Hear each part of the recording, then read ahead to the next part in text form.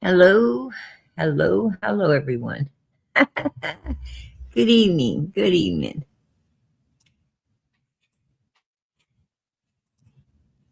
Holler Boo, you are number one in here tonight. All right. God bless. Good to see everybody.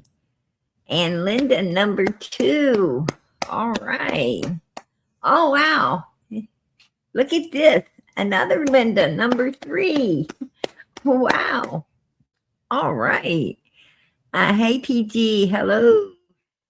Hello, PG Mods in chat. Hello to all of you. And Deputy Sheriff number four. Deputy Sheriff's been running in the top four a lot. A whole lot. God bless. Much love.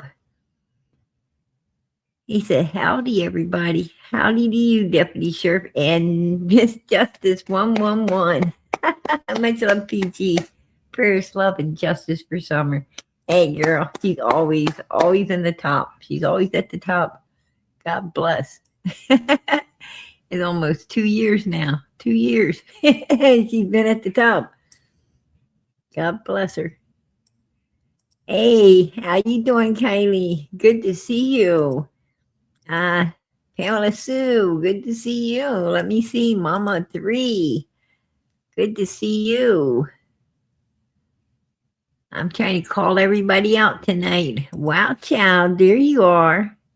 Hello. Hello to you, sweetie. Lynn said, hi, PG and everyone. Hello. Summer's Angel, a.k.a. PG's little girl.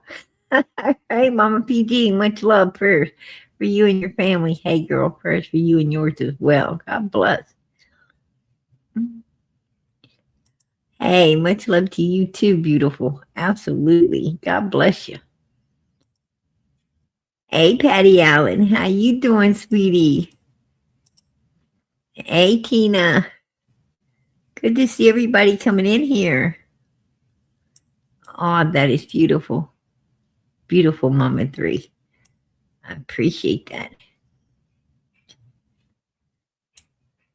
Hey, Bridget. Good to see you.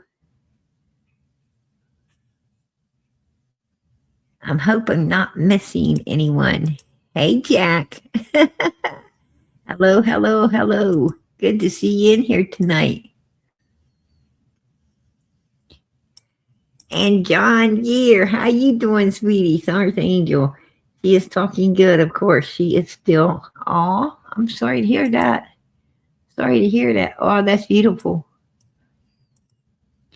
Justice for Summer Moon, Utah Wells. Absolutely. Oh, that is so sweet. John, I pray she tells about Summer, but keep her safe first at all times, hon. Absolutely. Justice for Summer. Amen.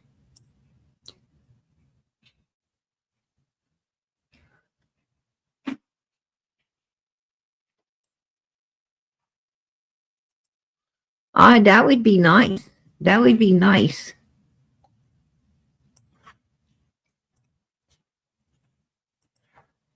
Hey, Wendy, how you doing, sweetie? Taking to none. Good to see you tonight, girlfriend. And let's see, Karen, how you doing tonight, sweetie? All right. I think I'm down to the bottom. Finally at the bottom, you guys. Amen to that, right? Anyway.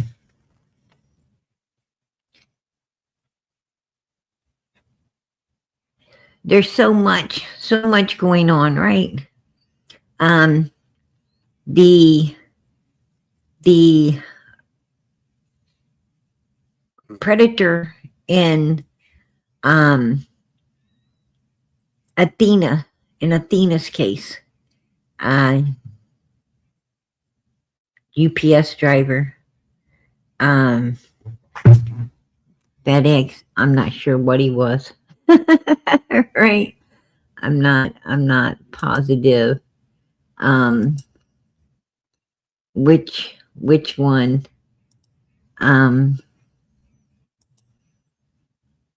which one he was.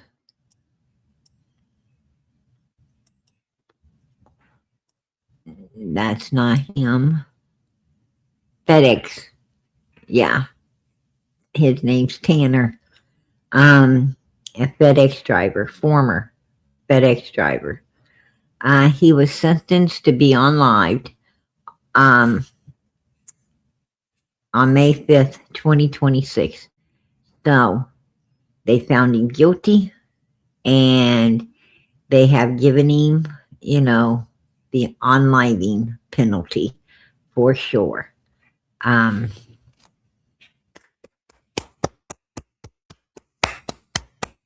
Right? Set an example. Set an example for these, for these people that want to do this kind of stuff to little children. Keep your hands off little children. You won't have to worry about, getting handed a sentence like that, right? Leave children alone. Quit, stop being all weird and shit and go see a psychologist so that, you don't end up like Tanner. So you don't end up like Tanner. Because he's about to end up, well,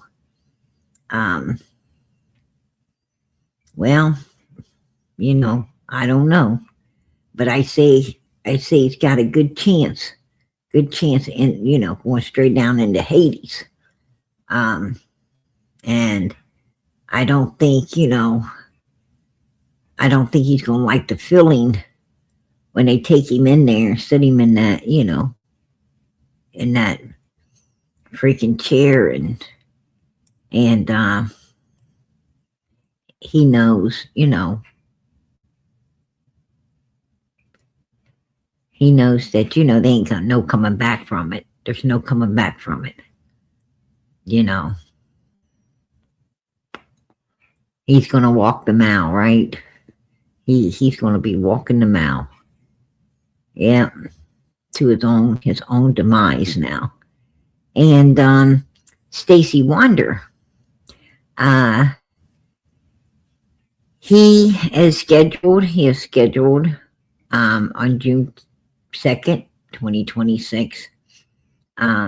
It's just formality. And then he's a pretrial on August the 4th, just formality. But his jury trial, that's the one we want to watch.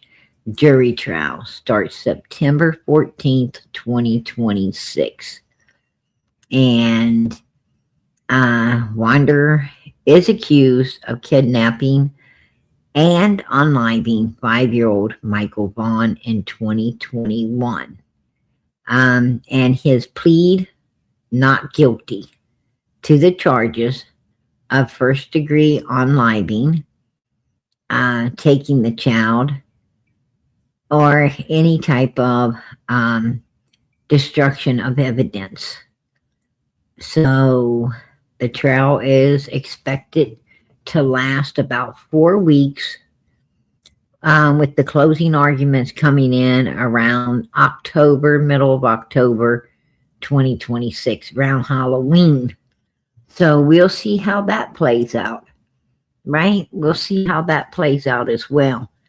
Now, I don't know how they're going to charge Stacey Wonder without charging his old lady, right? Or the other two assailants that were hanging around there. I don't know exactly how that's going to work out. In my opinion, that's just my opinion, because, Stacey did blame everything. He blamed everything on, on his ex-old lady, and he blamed you know, mainly one other person that was, that was with them.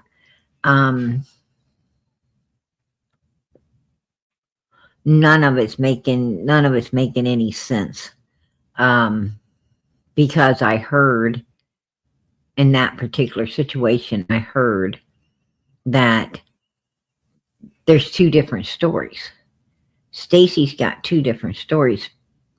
First, Stacy said that his ex-old lady and her two buddies that were hanging around there,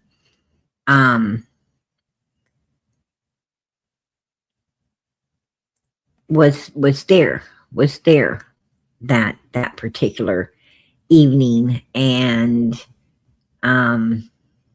that she was the one that packed Michael into the house, because the other guy, made a suggestion to do some sinister things, and that he was just more or less, an innocent bystander watching these people do a bunch of evil stuff. Now, do I believe that? No, absolutely not. I believe all four of these people were very good friends. I believe all four of these people, anything they did, they conspired to do together. That's just my opinion.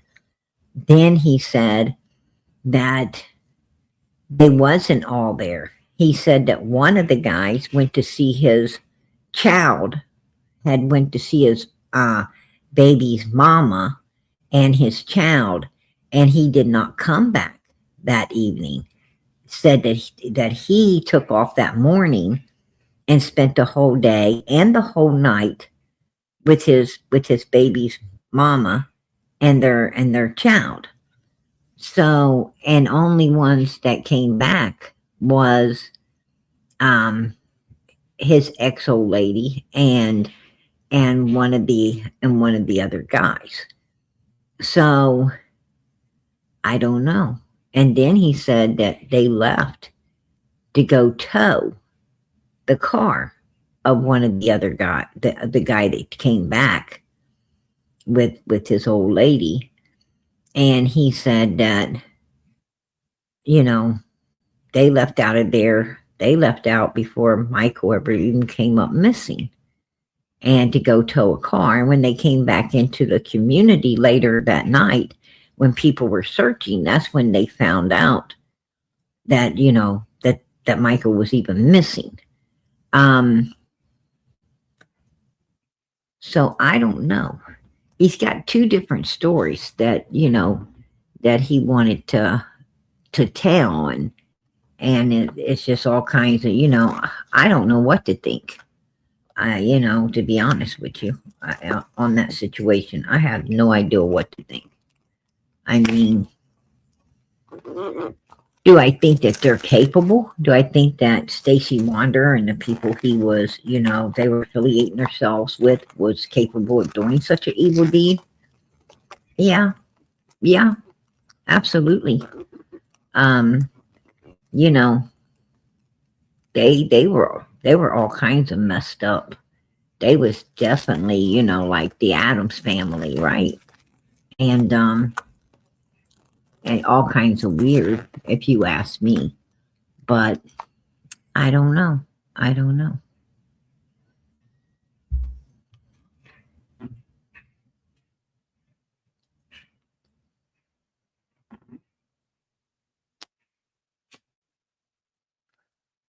Oh, that's so sweet, C. How you doing tonight, C? Good to see you. Peas in a pod. There you are.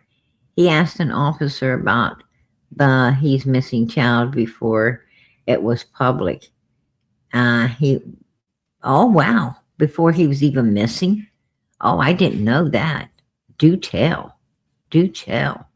No, I didn't know that. I had no idea that he had done something like that.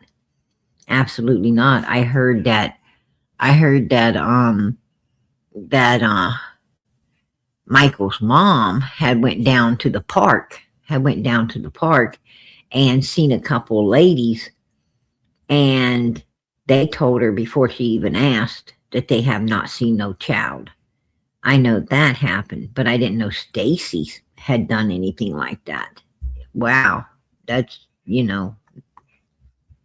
yeah.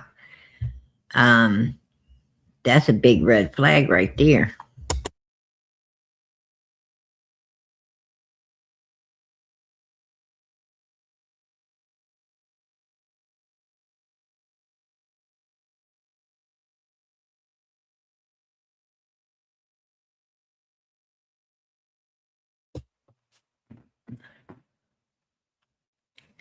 Doing great, PG. It's great to be here with you. Hope, little man, just as content and happy as, oh, yeah, absolutely. He's sleeping. He's sleeping right now.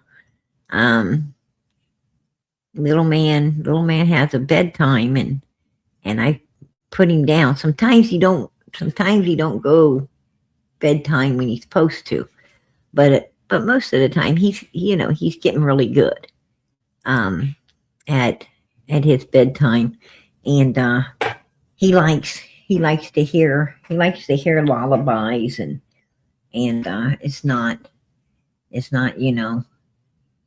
if you bath him up and get him dressed up and feed him and everything, and sing or turn on his lullabies, he goes right to sleep. He is such a good baby, such a good baby. God bless him.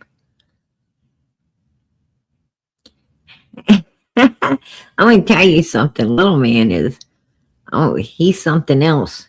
Um, through the day, like today, for instance, we took him out, and I had to run to some errands and do some stuff today. And while we was out, I thought for sure, because we were out for like a few hours, right, this evening, and I thought for sure he was going to try to fall to sleep, try to sleep in the car seat. I thought he was going to, probably fall to sleep inside of each place we were going in and stuff. And no, he stayed big eyed. He stayed big eyed the whole time, stayed big eyed, from one place to the other. And um, he's really alert. He's really alert. And he stayed big eyed all the way till he got home, and got everybody playing with him and stuff, and he got his bath and all dressed up for bed, and like I said, got his bottle and his lullabies, sung to him, and he finally went to sleep. But he's staying awake. He's staying awake a lot more than before. Before he would, like, he was getting up like every couple hours, because he was eating. He was eating every couple hours, and so he was, it seemed like he was awake. He was awake a lot, then, but he's really awake now. Little man is definitely awake. But there's some of the people, I talk to in the chat, and they could tell you little man's awake. Right. Some of them I talk to, we call each other through Facebook, and man, sometimes I got to go. I got to hang up because little man is so fussing. He gets fussy if you're not paying attention to him. He likes to be paid attention to, and if your attention somewhere else besides on him, he can get pretty fussy. Oh no, he doesn't eat cereal yet. His pediatrician said it's best just to keep him on the formula, and he's on one of the best formula, and very, very healthy for for babies, and um, very expensive, very expensive. You know, um, little man don't like. He does not like powdered milk. He does not like that powdered milk. He likes the real stuff. And has anybody else got a kid like that? Because I got the powder and exactly the type of formula, I've been buying. And I thought, maybe I could switch over, might save me some money to move to the powder and just mix his formula myself. But for some reason, he don't want it. He wants the real stuff, and already mixed. And I wouldn't. I mean, I'm not tasting it, but for some reason he don't. I wonder if anybody else has that problem before, because um best I can remember, you know, with my other kids, they didn't care. They didn't care what kind of formula they was taking. They just took it. Little man's like really picky.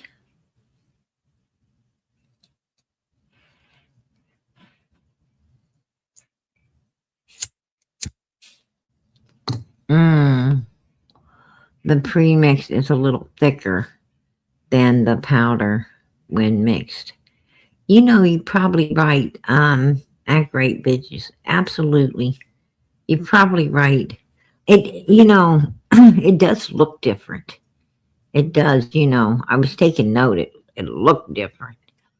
Um, but he don't like it. He won't take the powder. So we gotta keep getting him the you know the Cadillac. Um, actually more like a Maserati. Um, milk, and I mean, I think a Cadillac might be cheap compared to the pediatrician put him on it, and I felt, that milk's a little expensive, you know. And then the pediatrician's like, oh, you can, it's just for, the first few months, and then you could switch them over to the powder, and it'll be, you know, less costly. And I'm like, okay. And, well, little man's not going to switch over. That's all I can say. He's not switching. And, so that's that, right? I had two for my grandson. Oh, they only little ones. Right? Right. I would tell you something. The only thing I thank God for is little man wasn't twins or triplets, right? That's the only thing. The only thing that's got me happy is I didn't get two or three at once, because I'm going to tell you what, I'd have went broke again. Right? I'd have went broke for sure.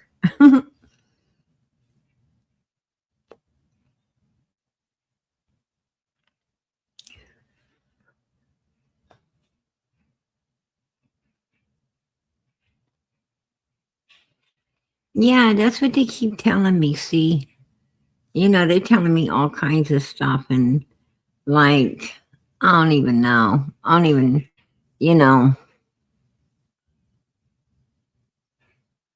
And sometimes I have to question, I have to question some of the stuff, that these pediatricians are are are saying. I don't know. Some things just don't sound logical, you know, when they're talking. I'm sitting there like, okay.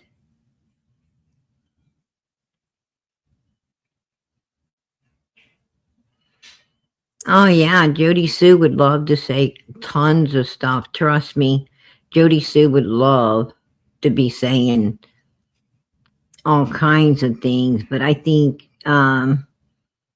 Andy's got her. Somebody's got her in check. Somebody's definitely got her in check. I don't know if it's Andy. I don't know if it's Fred. I'm not sure.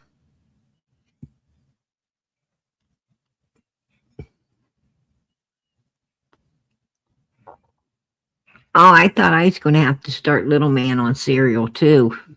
I did. I really thought that, because he was up like I said, every couple hours.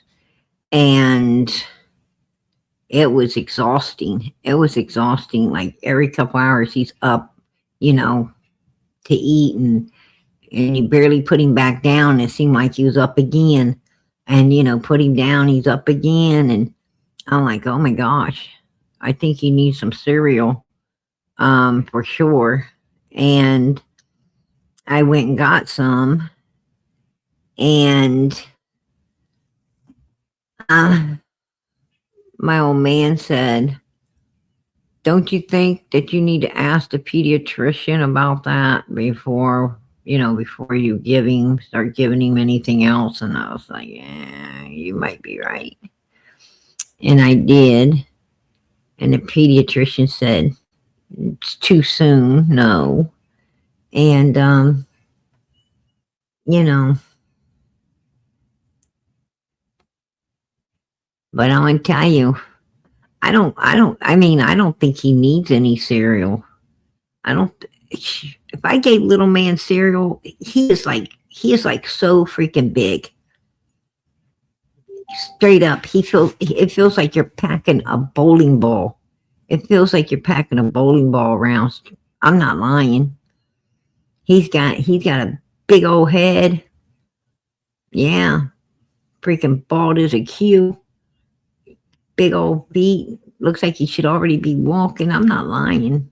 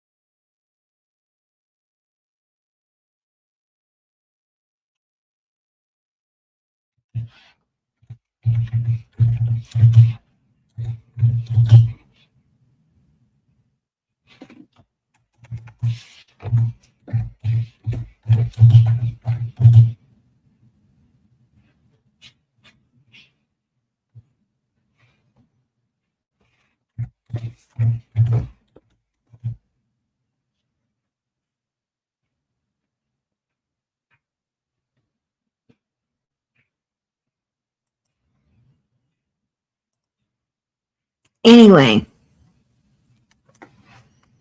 I got somebody, a guest that might be coming up here. I'm not sure.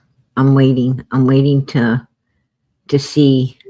There might be a guest coming up tonight. Oh, okay. Not tonight. All right.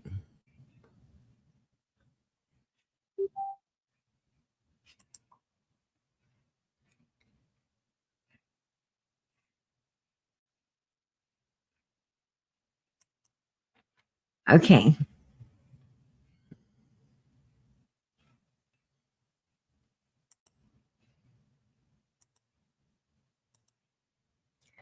Some reason, they said it's been a long day. So they was thinking to come up, but said it's been a long day. So I don't know. Um,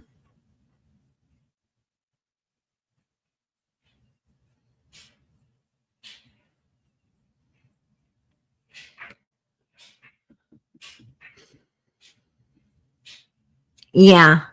I was corresponding um, with someone else through Facebook.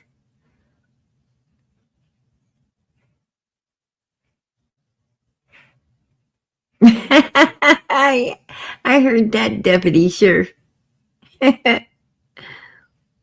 Yeah. Um, this particular person has a lot of information um, about Candace, about, about Dee Dee, about Candace, about a lot of things. Um, this particular person and their family has been accused of being shadow. Um, has been, being accused of being shadow, and they're wanting to come out. Shadow is thinking about coming out. Um, you know,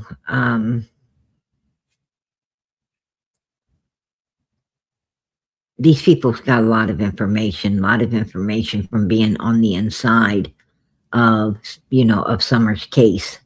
And I got another person that I'm talking to who, been a real trusted friend for a long time. And they have inside information. They're able to get information where other people can't. And I guess, some of it was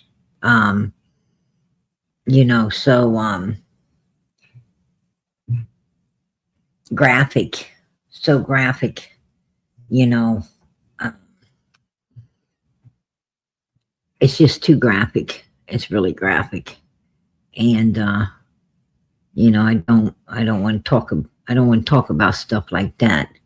But, they said that I will tell you this, the person that's real close to, I got people that was on the inside with Dawn and Candace, like hanging as, um, as the pretense of friends. And then I have other connections with um, people who have connections with people working on the case, working on Summer's case. And the information that came from the inside from people, working on the Summer Wells case. These are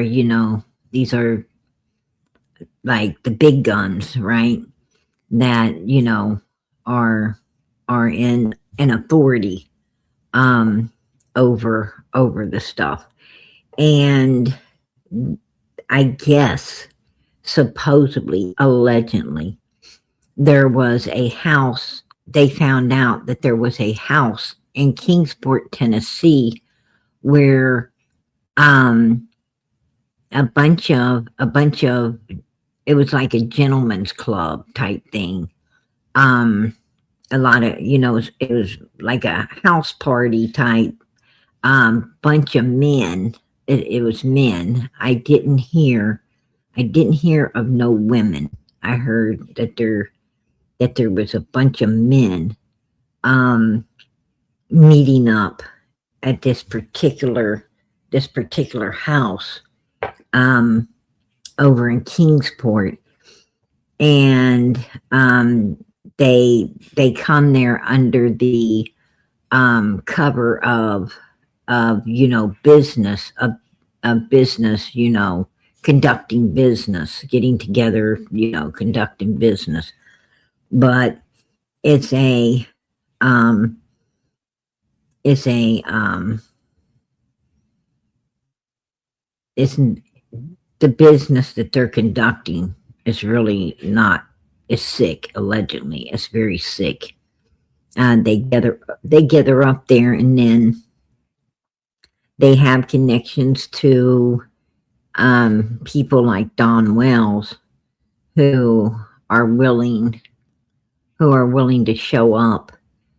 Um, this is just allegedly. Um, Allegedly, Don Wells was supposed to show up there with the three boys, and then after that, it just gets too graphic. It gets too graphic for me to even talk about. But I think you guys got the gist of it, and it's very, disgusting. I heard that, that other children are brought there as well.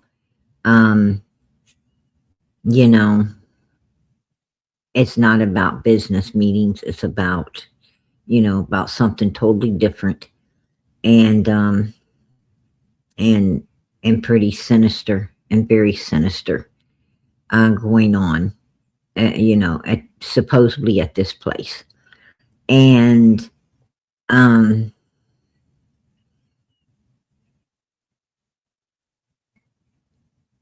and I heard that, that had a lot to do with the boys getting took as well. That's I heard that, that bit of information that they was able to stumble upon had a lot to do with, the court's decision. It just added fuel to what they already had, as well. And that could be why Summer's case ain't getting solved. If these people are actually meeting up at some home, some big house in, out there in Kingsport, and there's a lot of different gentlemen, of all different walks of life, coming in there under the pretense of holding business meetings, when it's not business meetings at all. It's something way more sinister. Then who knows? Who knows? Who in the hell knows who all's there? Who in the hell knows, what kind of influence they have, to to cover up and not have a case solved, to just hold it open and not do anything about it, because of exposure, you know and they can't afford the exposure. I don't know. It's just, this is just stuff I'm hearing.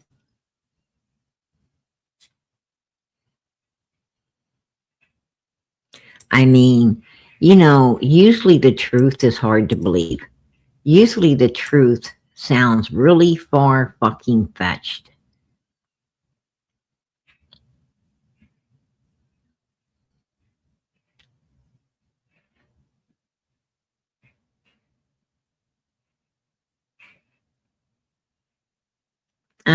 You know what? See, come to think about it, a possibility, very good possibility.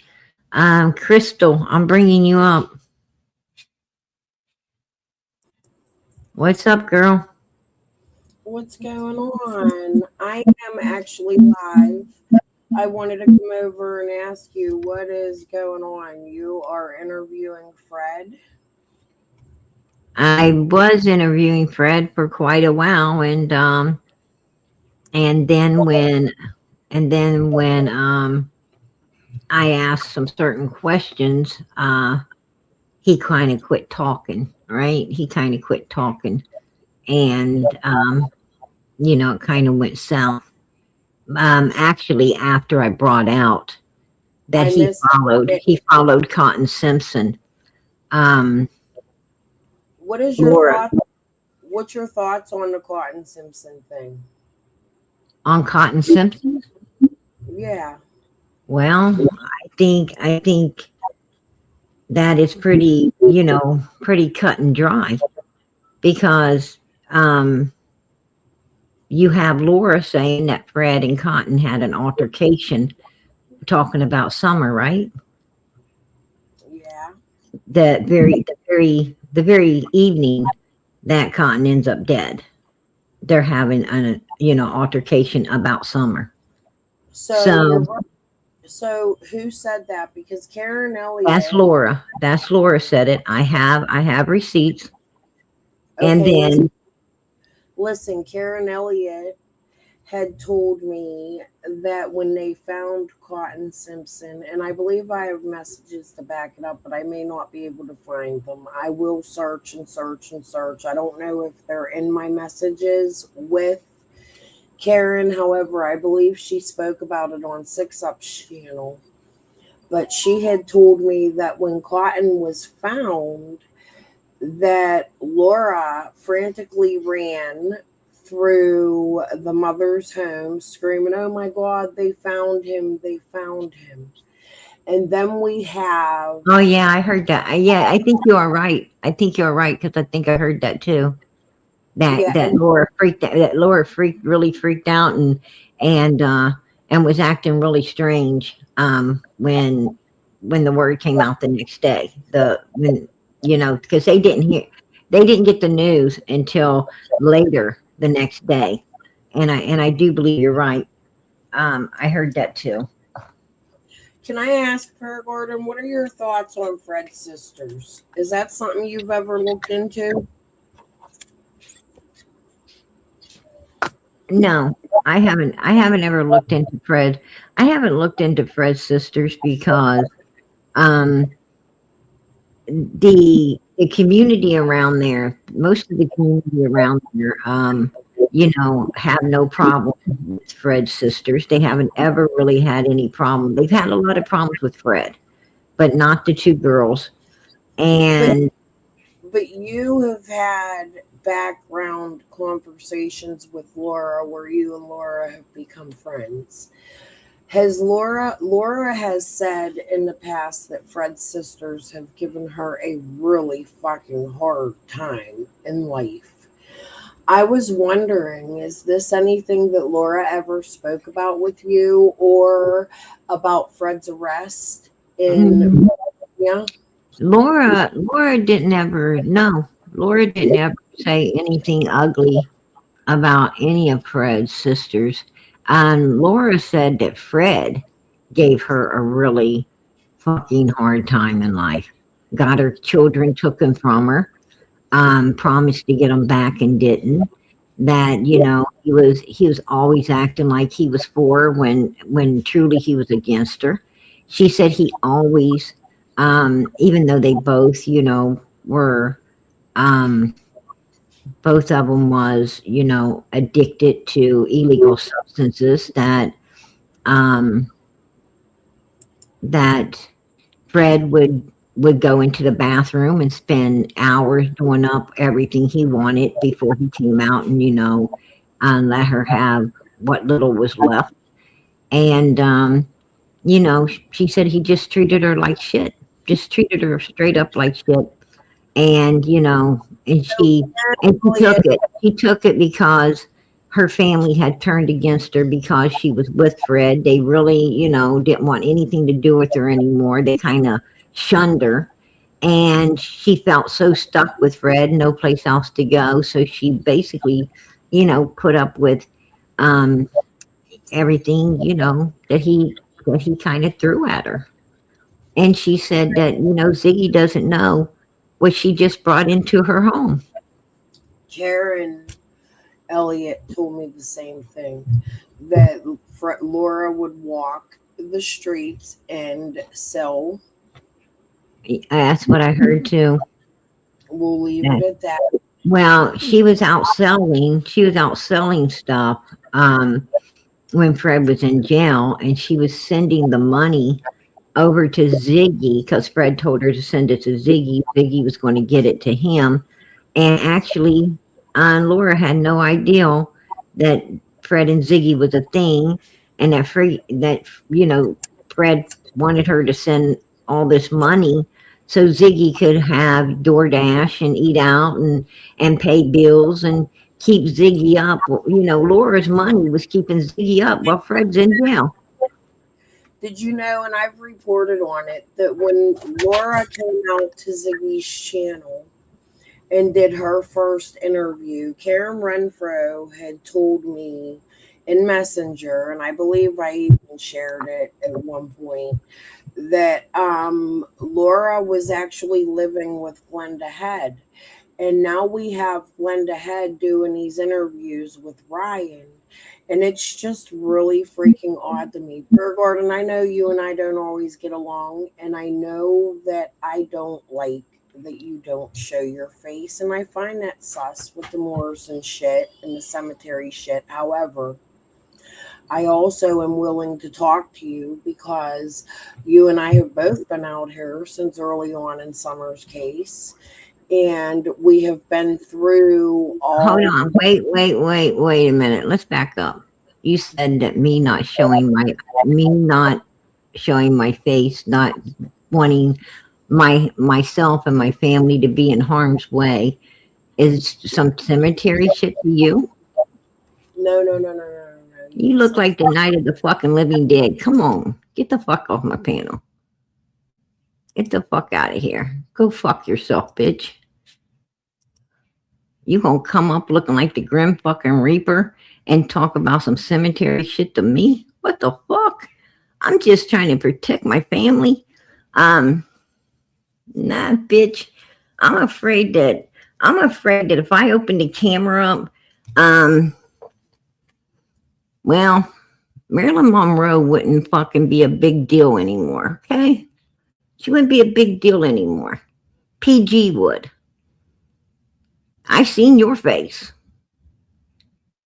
Looking like the fucking Grim Reaper. You won't come over here and say some dumb fucking shit? I mean, I was being nice to you, bitch. That's why we can't get along. Because you all fucking cray-cray. You all fucking cray-cray and shit.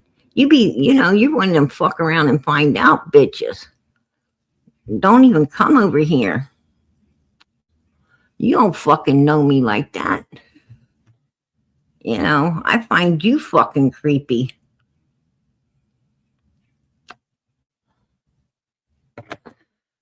What the fuck? I mean, was I not being nice, you guys? Was I not being nice? Was I not sharing information? Was I not, that's what I'm talking about right there. That's, she's trying to get her fucking pun in and move on. No, you ain't gonna do that. You back that motherfucking ass up, right? You back that motherfucking skeleton mug you're riding around in fucking up. It ain't going like that. I don't roll like that, bitch. You gonna treat me with the utmost fucking respect, or you gonna hit the fucking highway. Keep going. Keep going. That was fucking Crazy Crystal. That's who the fuck that was. You know, my family ain't mother freaking pulling plugs to get me off the internet. Right? PG's fucking sane. What the hell?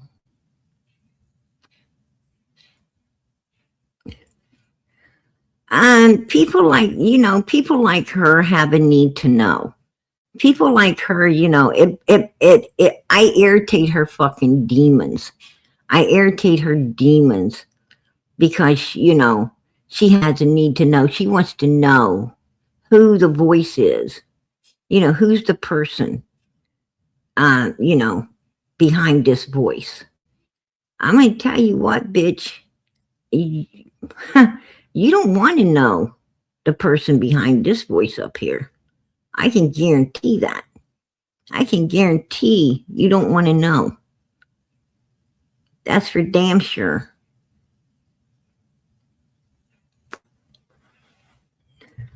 You know I don't show my face because I don't fucking have to. I don't fucking have to. Okay? Evil people like you, Crystal, think that, you are the very motherfuckers in this world that nobody likes. Nobody likes. Nobody. And that's just the truth. Nobody fucking likes people like you.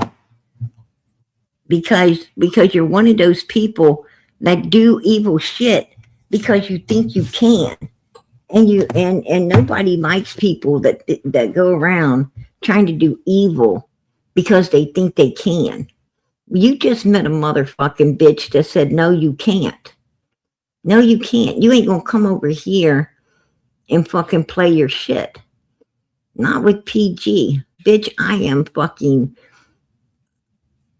I'm fucking brilliant. I'm fucking brilliant. I wouldn't say it if I wasn't. I'm damn brilliant. You didn't get your little pun past me for your fucking little chat over there that wants to fucking watch fucking cray-crays like you. You didn't get it by. Right? Because I don't miss a fucking beat, bitch. I don't miss a beat. Trust me.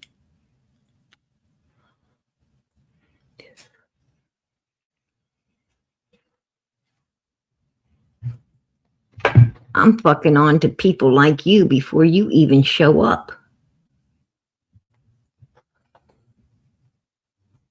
I felt your bitch ass coming.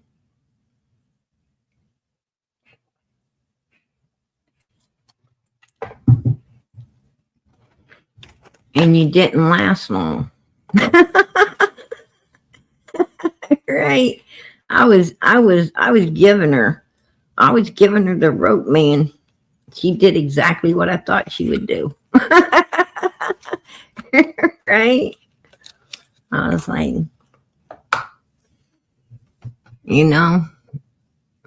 that's my problem. That's my problem, you guys. I'm too nice. Right? I'm too nice. I always hope that these people have changed. I always hope they change. They don't. Right? They never cease to amaze me. And they never cease, to prove me wrong. Right? These motherfuckers don't ever prove PG wrong. I'm always right. I'm always right.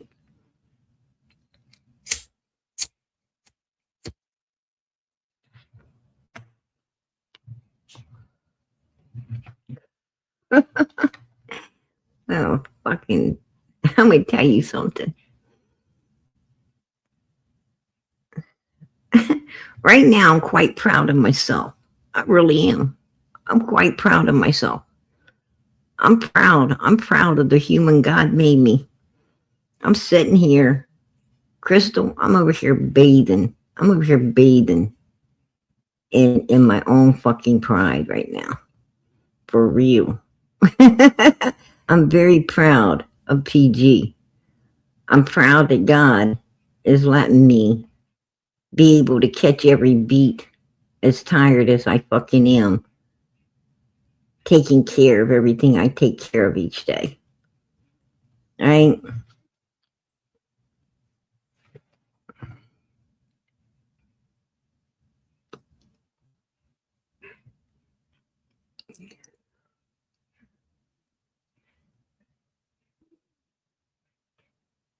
Oh yeah. I thought I was like, wow, this this chick is actually acting, she's actually acting like, you know, um, she's got some fucking, a little bit of common sense and a little bit of, a little bit of respect, um, for another human being, and I was thinking to myself, how long is this going to last? And as,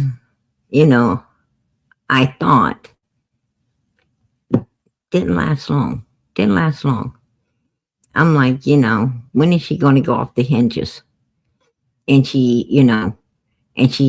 tried and then tried to move on.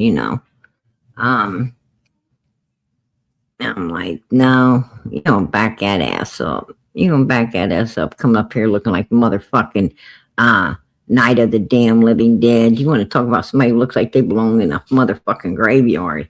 Shit. Bitch, that's you, right? Every time you open the camera, we all wish you didn't. You look like fucking hell warmed over, and you're wanting to talk about, somebody that's protecting their identity, and, just chooses not to pop their ass out here so that everyone, so everyone can start making freaking phone calls. I know how I learned real fast how vicious and evil and motherfucking sinister, YouTube out here can get and be with people. I think I already seen, enough to protect my identity. I mean, these mother freakers trying to go real life on people and shit, right? And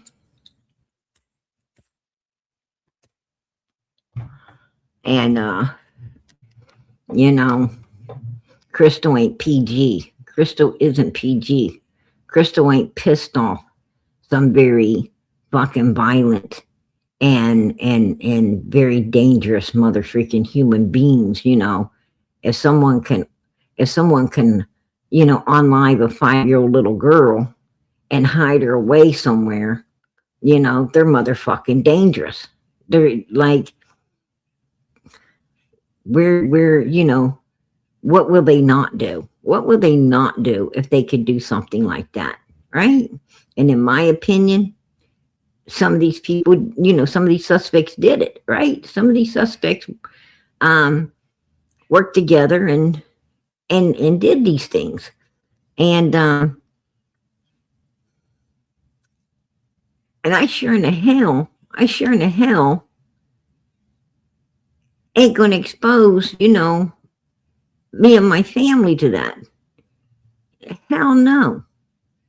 Why? Because it don't have to. I don't have to. And but you got a lot of evil people, like that crazy Crystal. She start giving you all kinds of hell. She be making those mother freaking phone calls to CPS and everywhere else, right? Trying to fucking cause you as much hell and fucking havoc just because she's jealous, just because she's fucking hateful, and just because, She's evil as hell and looks in the mirror and hates herself. So she's got to try to rechannel that off on other people. And it ain't gonna fucking be PG. Let me tell you that right now, bitch. Ain't gonna be me. Hell to the fucking no.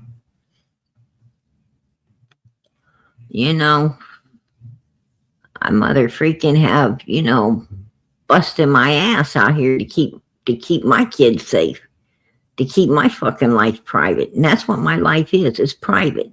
It has nothing to do with YouTube. I have a private life. Out here, I'm PG. My private life isn't YouTube. Who I am in my private life ain't nobody's fucking business but my own. Crystal, right? You're probably just pissed because you showed your fucking face. You let everybody see who you are, and everybody's gave you a ton of fucking hell, and you just want to try to cause havoc and hell in other people's lives because someone did it to you. That's who you are. That's the type of person you are. You're not one of those people who say, oh, people gave me hell and everything, and I wouldn't want that to happen to nobody else. You're not that kind of person. You're one of them fucking weirdos that, somebody do it to you, you do it to someone else. That's bullshit. That's bullshit. That's fucking evil. You ain't no better than the motherfuckers that did it to you. That's what I got to say. Hell no, I don't owe them nothing. I don't owe them nothing. And I'll tell you something else. I wouldn't give those evil fucking people the sweat off my backside. I wouldn't give them the sweat off my backside if they mother freaking ended up in hell and couldn't get a drop of water. I wouldn't give them the sweat off my ass. That's the truth. I don't like fucking evil. I don't like evil. I got a problem with that. I got a big problem. I'm not evil. And I don't want evil around me, right?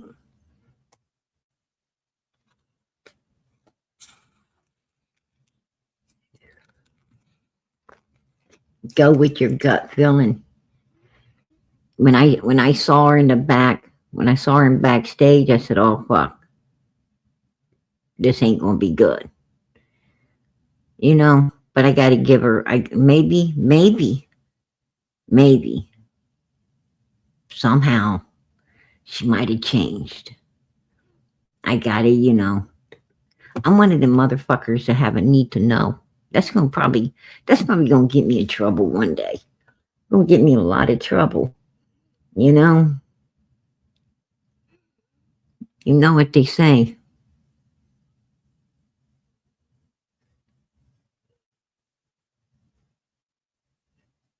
Everybody knows the saying, right? About the fucking cat, about the cat.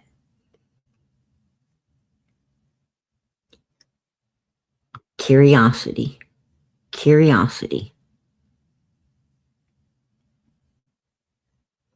Right? Yeah, I'm too curious, man. I'm too curious for my own good. I hear something outside. I hear a ruffle. If I hear a ruffle outside my house, like I'm opening the door. Got to open the door, see who it is, what it is. I got this fucking need to know. I have to go look. And my old man's like, you're cray-cray. What your little ass gonna do? What your little ass gonna do? What is your little ass gonna do? You're out here looking for something. Somebody. What you gonna do? That's what he asked me. I'm gonna tell you what. I showed him. I had to show him. The other two men in my life. Smith and Wesson. You should have seen him getting back in the house. He got back in the house because he was pissing me off. You know, that's the way people sometimes, you know. I mean, he's got 5 toes right now. He's got 5 toes. Hey, Italian cookie, I appreciate that. Formula fund for the baby. Hey, girl, I appreciate that. Absolutely, absolutely. Hey, that's gonna piss Benny off. That's gonna piss Benny off. It's gonna piss my baby's daddy off now, right? He was trying to get the formula fund, and nobody should have gave it to him. Nobody should have gave it to him because that guy thought he could save money. He thought he could save money and feed the child in a weird way. No, Benny, it don't work like that. A baby needs its mama, not his daddy. If you're going to save money on formula, I think that's going to have to be through mommy, not daddy. But anyway, had to take the kid back from him. Had to take it back from him because, he's just getting too weird. He's getting too weird.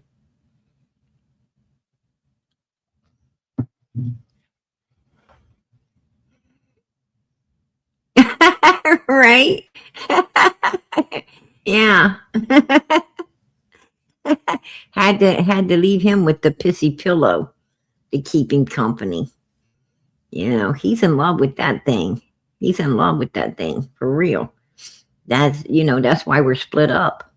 That's why we're split up right now. Because, there's no room. There's no room. I mean, how do you are you supposed to get between a man and his pissy pillow? I don't know. I mean, there's no room. He's got that thing hugged too tight for me. He just won't let it go. He won't let it go, you guys. I told him, I said, listen, it's either me and your son or that pissy pillow. He said, why can't I have it all? What's the matter with me having it all? I said, okay, we got to go. We got to go. I'm surprised we got a son, right? The one time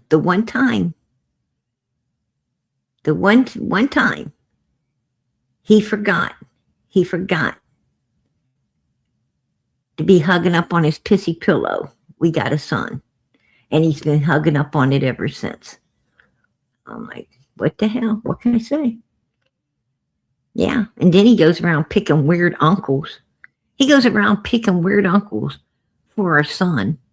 He goes around picking people like White Boy as the uncle for our son. What the fuck? Are you kidding me? You got to be kidding me. My baby's got a big head, not big ears. Not big ears. He's got a big head. Right? His ears are little, they're not real big. I mean, he's not like Dumbo. But his ears are, he got pretty good sized ears. He ain't gonna be stingy. Little man ain't gonna be stingy. He ain't got them little tiny stingy ears.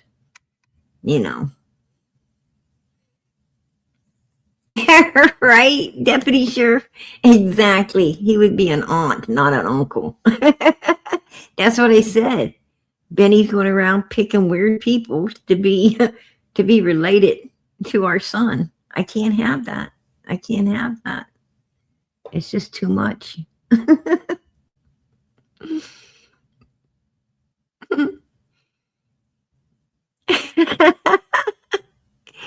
Oh, listen to this. Listen to this. I accidentally threw it in the washer, right? I accidentally threw the pissy pillow in his mom's washer. Yeah, at his mother's house. I threw it in the washer and I washed it.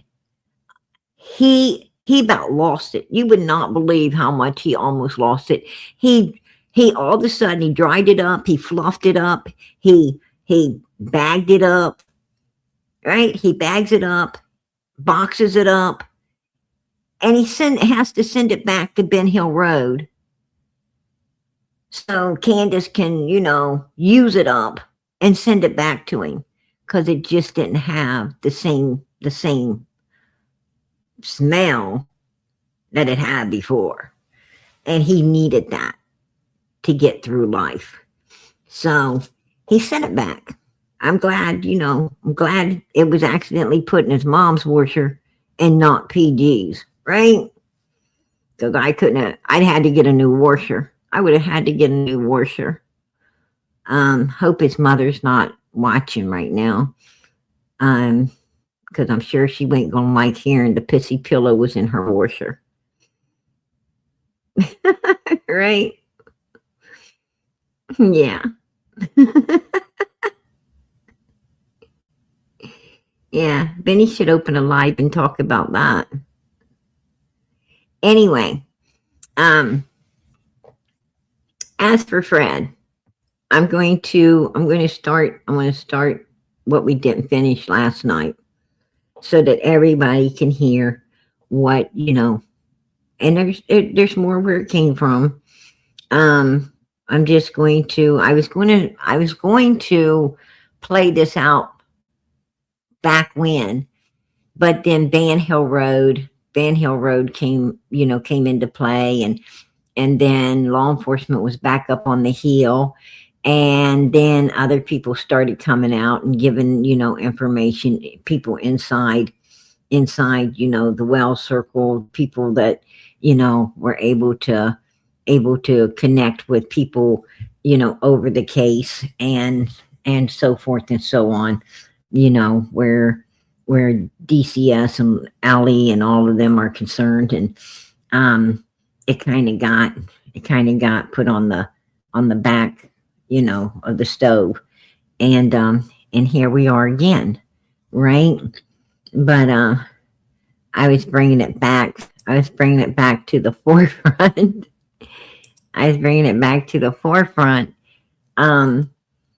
Because, Ziggy reminded me to. And, she wants to sit there and,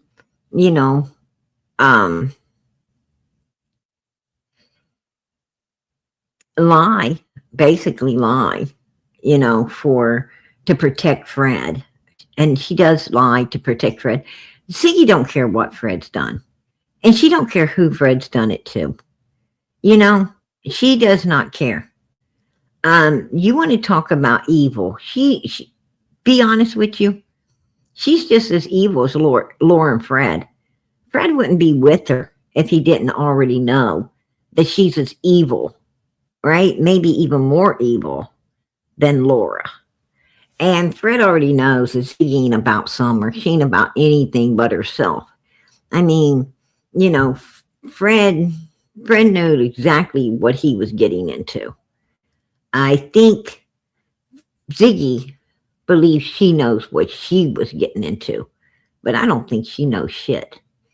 Because I'm going to tell you what, Ziggy married her match. She married her match. That's all I got to say. And at some point, she's going to see and get to know the real Fred, right? The real one. And I don't think she's going to like it.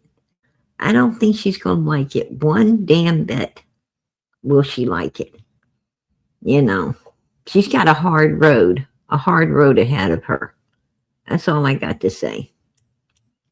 She's been at her daughter's in Virginia since, I'm trying to think, like August the 28th, I think it was when she actually moved in.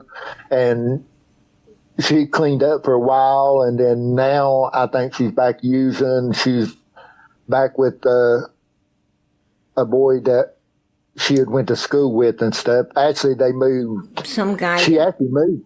Ain't she with some moved guy today. that owns? Ain't she with some guy that owns some kind of business right now? Now he's talking about Laura. He's talking about Laura. No, she left Scott back. I don't know, in August, I think it was.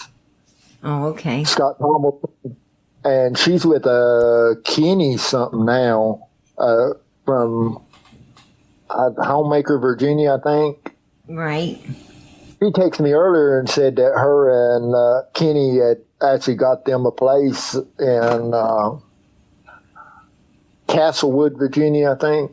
Right.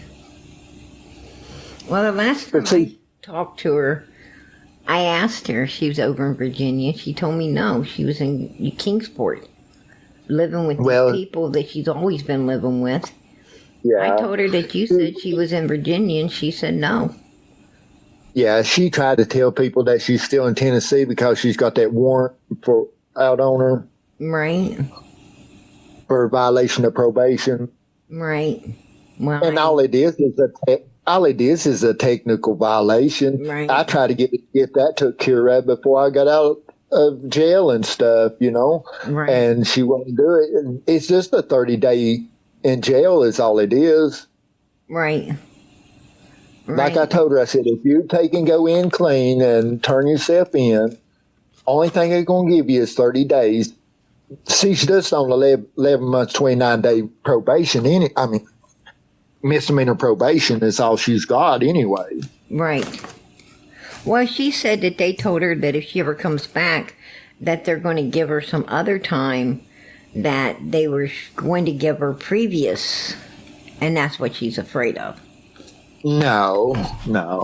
That's what she She told just me. telling people.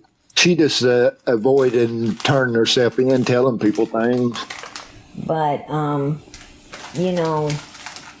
I can understand where she's coming from. 30 days of your freedom feels like 20 years when you're there. And the only thing's really bad in jail is they don't feed you enough.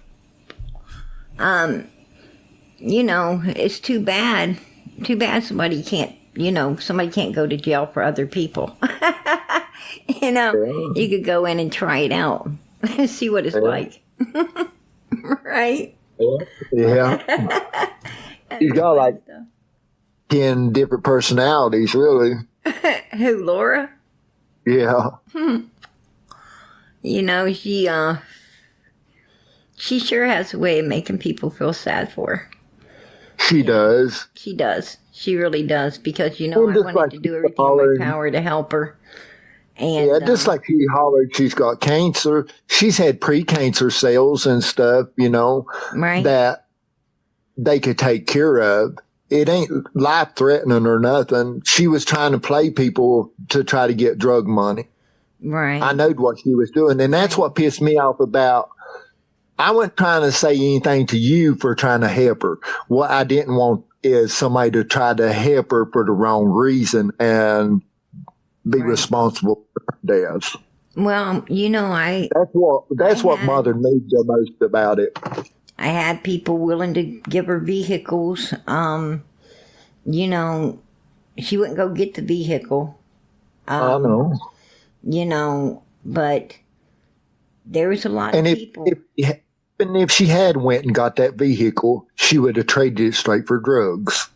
Oh, goodness. Yeah, I'm glad she didn't go and get it right. because I know how it is. I know how she works. That just like when I went to jail, she had her own vehicle, everything then, Right. and traded it for drugs Oh. as soon as I went to jail. I don't believe that. I do not believe that at all.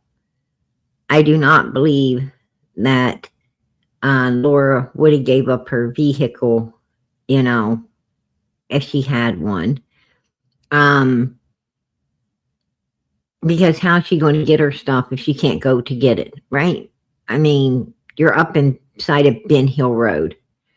like you've got to have transportation. You have a way, if you're doing stuff and you have to, and you're not dependent on it, the last thing you're giving away is your wheels to get out there to get out there and get it. That's bullshit. Now, he probably, if she had a vehicle, he probably talked her into selling it, to sell it and, help him, give it to Ziggy to help him while he's in jail. And Ziggy spent it all. He was using Laura to keep Ziggy up. Him and Ziggy was acting like everything was cool between, between Fred and Laura. Fred was acting like, me and you are still together, Laura. Ziggy's acting like, I know he's your man, Laura. I ain't trying to take your man. I'm just talking to him, to help my channel. And I'm just trying to help you guys out, and I'm not doing anything. And the two of them was working together to take Laura down, right? They take her down. Like a six-pack in an alcoholic's hands, right? Fast as they could. And like that alcoholic, they was coming back for more. And I think, Laura did not see it coming. I think that Laura, didn't trust Ziggy, but I think she trusted Fred. And, and she got the ultimate surprise, when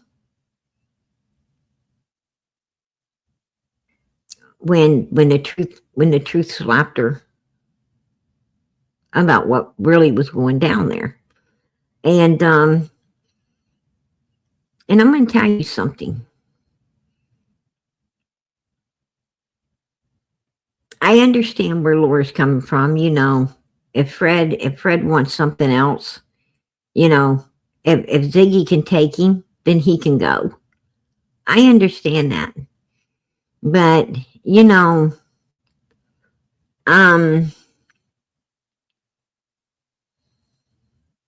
I don't know.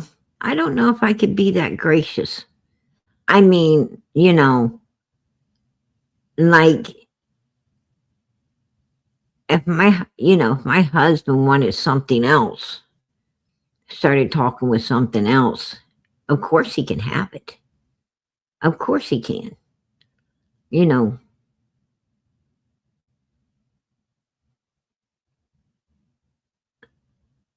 Because I'm not going to blame the woman. Because, no woman can take your man unless he's willing to go, right? Unless he's willing to go. That woman didn't betray, she didn't betray you. The man did. He's the one that betrayed you. And in my book, he can go. But I'm going to tell you what, he's not going to go with anything that I own or, that belongs to me. I sure to hell ain't going to be, sending money to, if my old man told me to send some woman money to send to him, I'd be like, yeah, okay. Okay. And I tell you what, I'd record that. I'd go to the bank. I'd use his credit card to get whatever he has. She ain't getting nothing of mine. But she can have she can have everything. She can have everything that, belongs to him. Absolutely. I'd be glad to send everything that's his, to her. Just, just ain't my damn fault that, somehow it didn't ever get there. I don't know what the fuck happened to it. Maybe it got used up on diapers and milk. Right? Maybe everything he had somehow went to the damn store and returned with diapers and milk. That's all I got to say. Hell no. You got me bent. I got to tell my old man, I hope she got a real good fucking job, right? So I could get more alimony, more child support. And it is based off the income, right?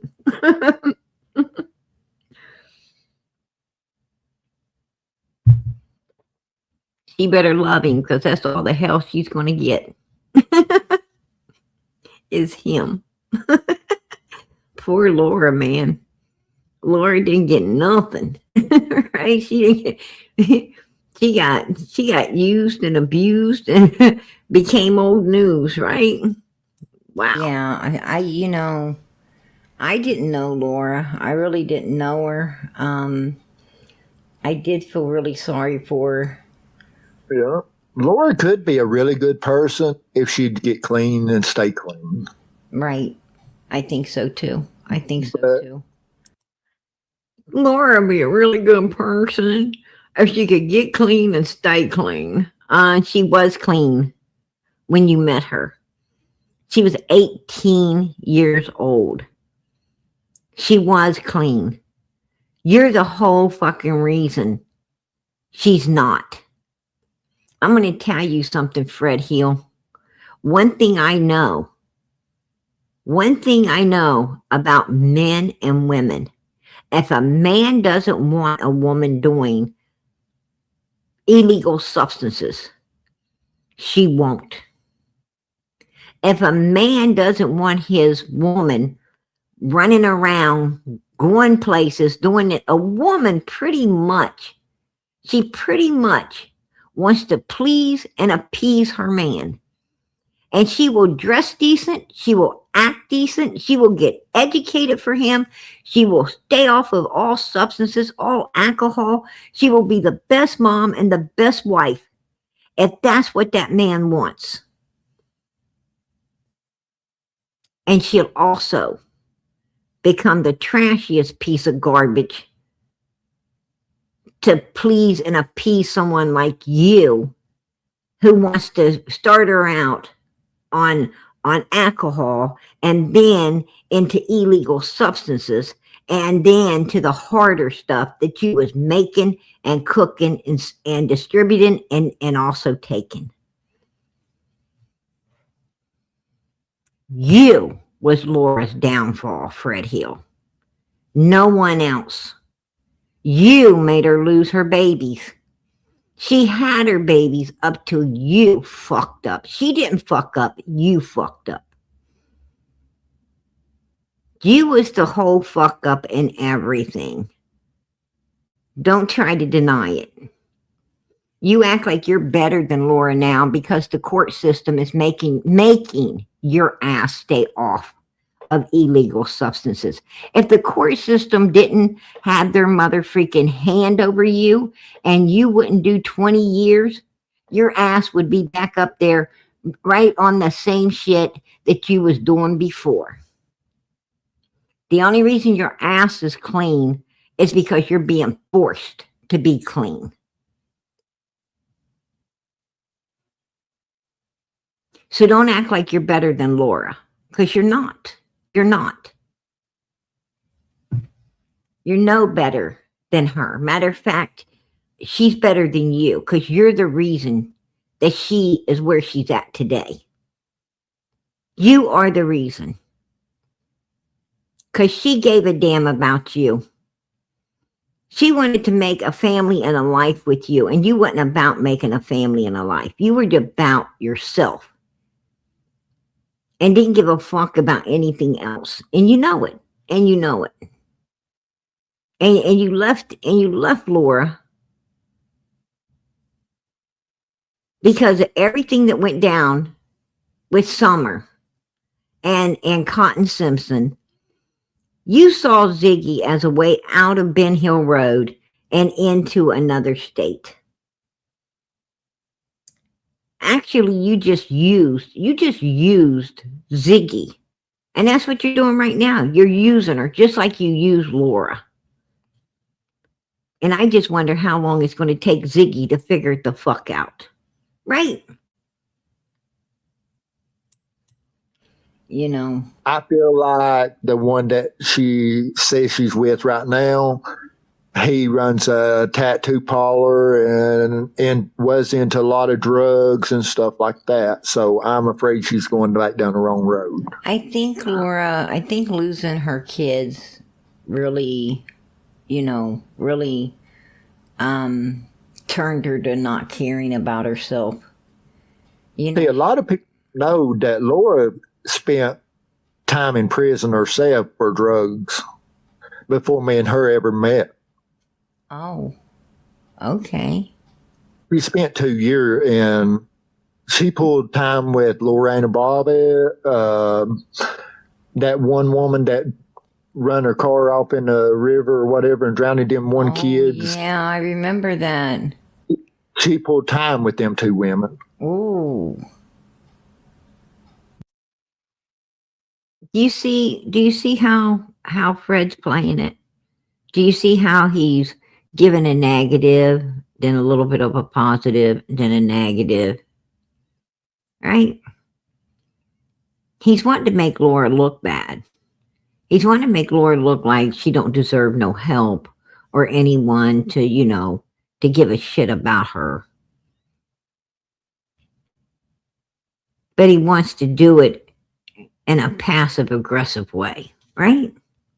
But wow. See, Laura's oldest daughter, she lost custody of her when she was 18 to her Laura's mother took custody of her. Oh, so Laura's oldest daughter didn't live with you and Laura? No, she just visited us. Oh, okay. So, I didn't know that. Yeah. Laura didn't sound like her daughter lived with you guys. No, she just come and visit us every so often. And she made it like you allowed your daughter to really be super mean to Laura and to the oldest girl. And yeah, that's what she was telling me is that they wasn't mean to Chastity, wasn't mean to Laura or nothing, or Destiny. Destiny is the oldest girl, right?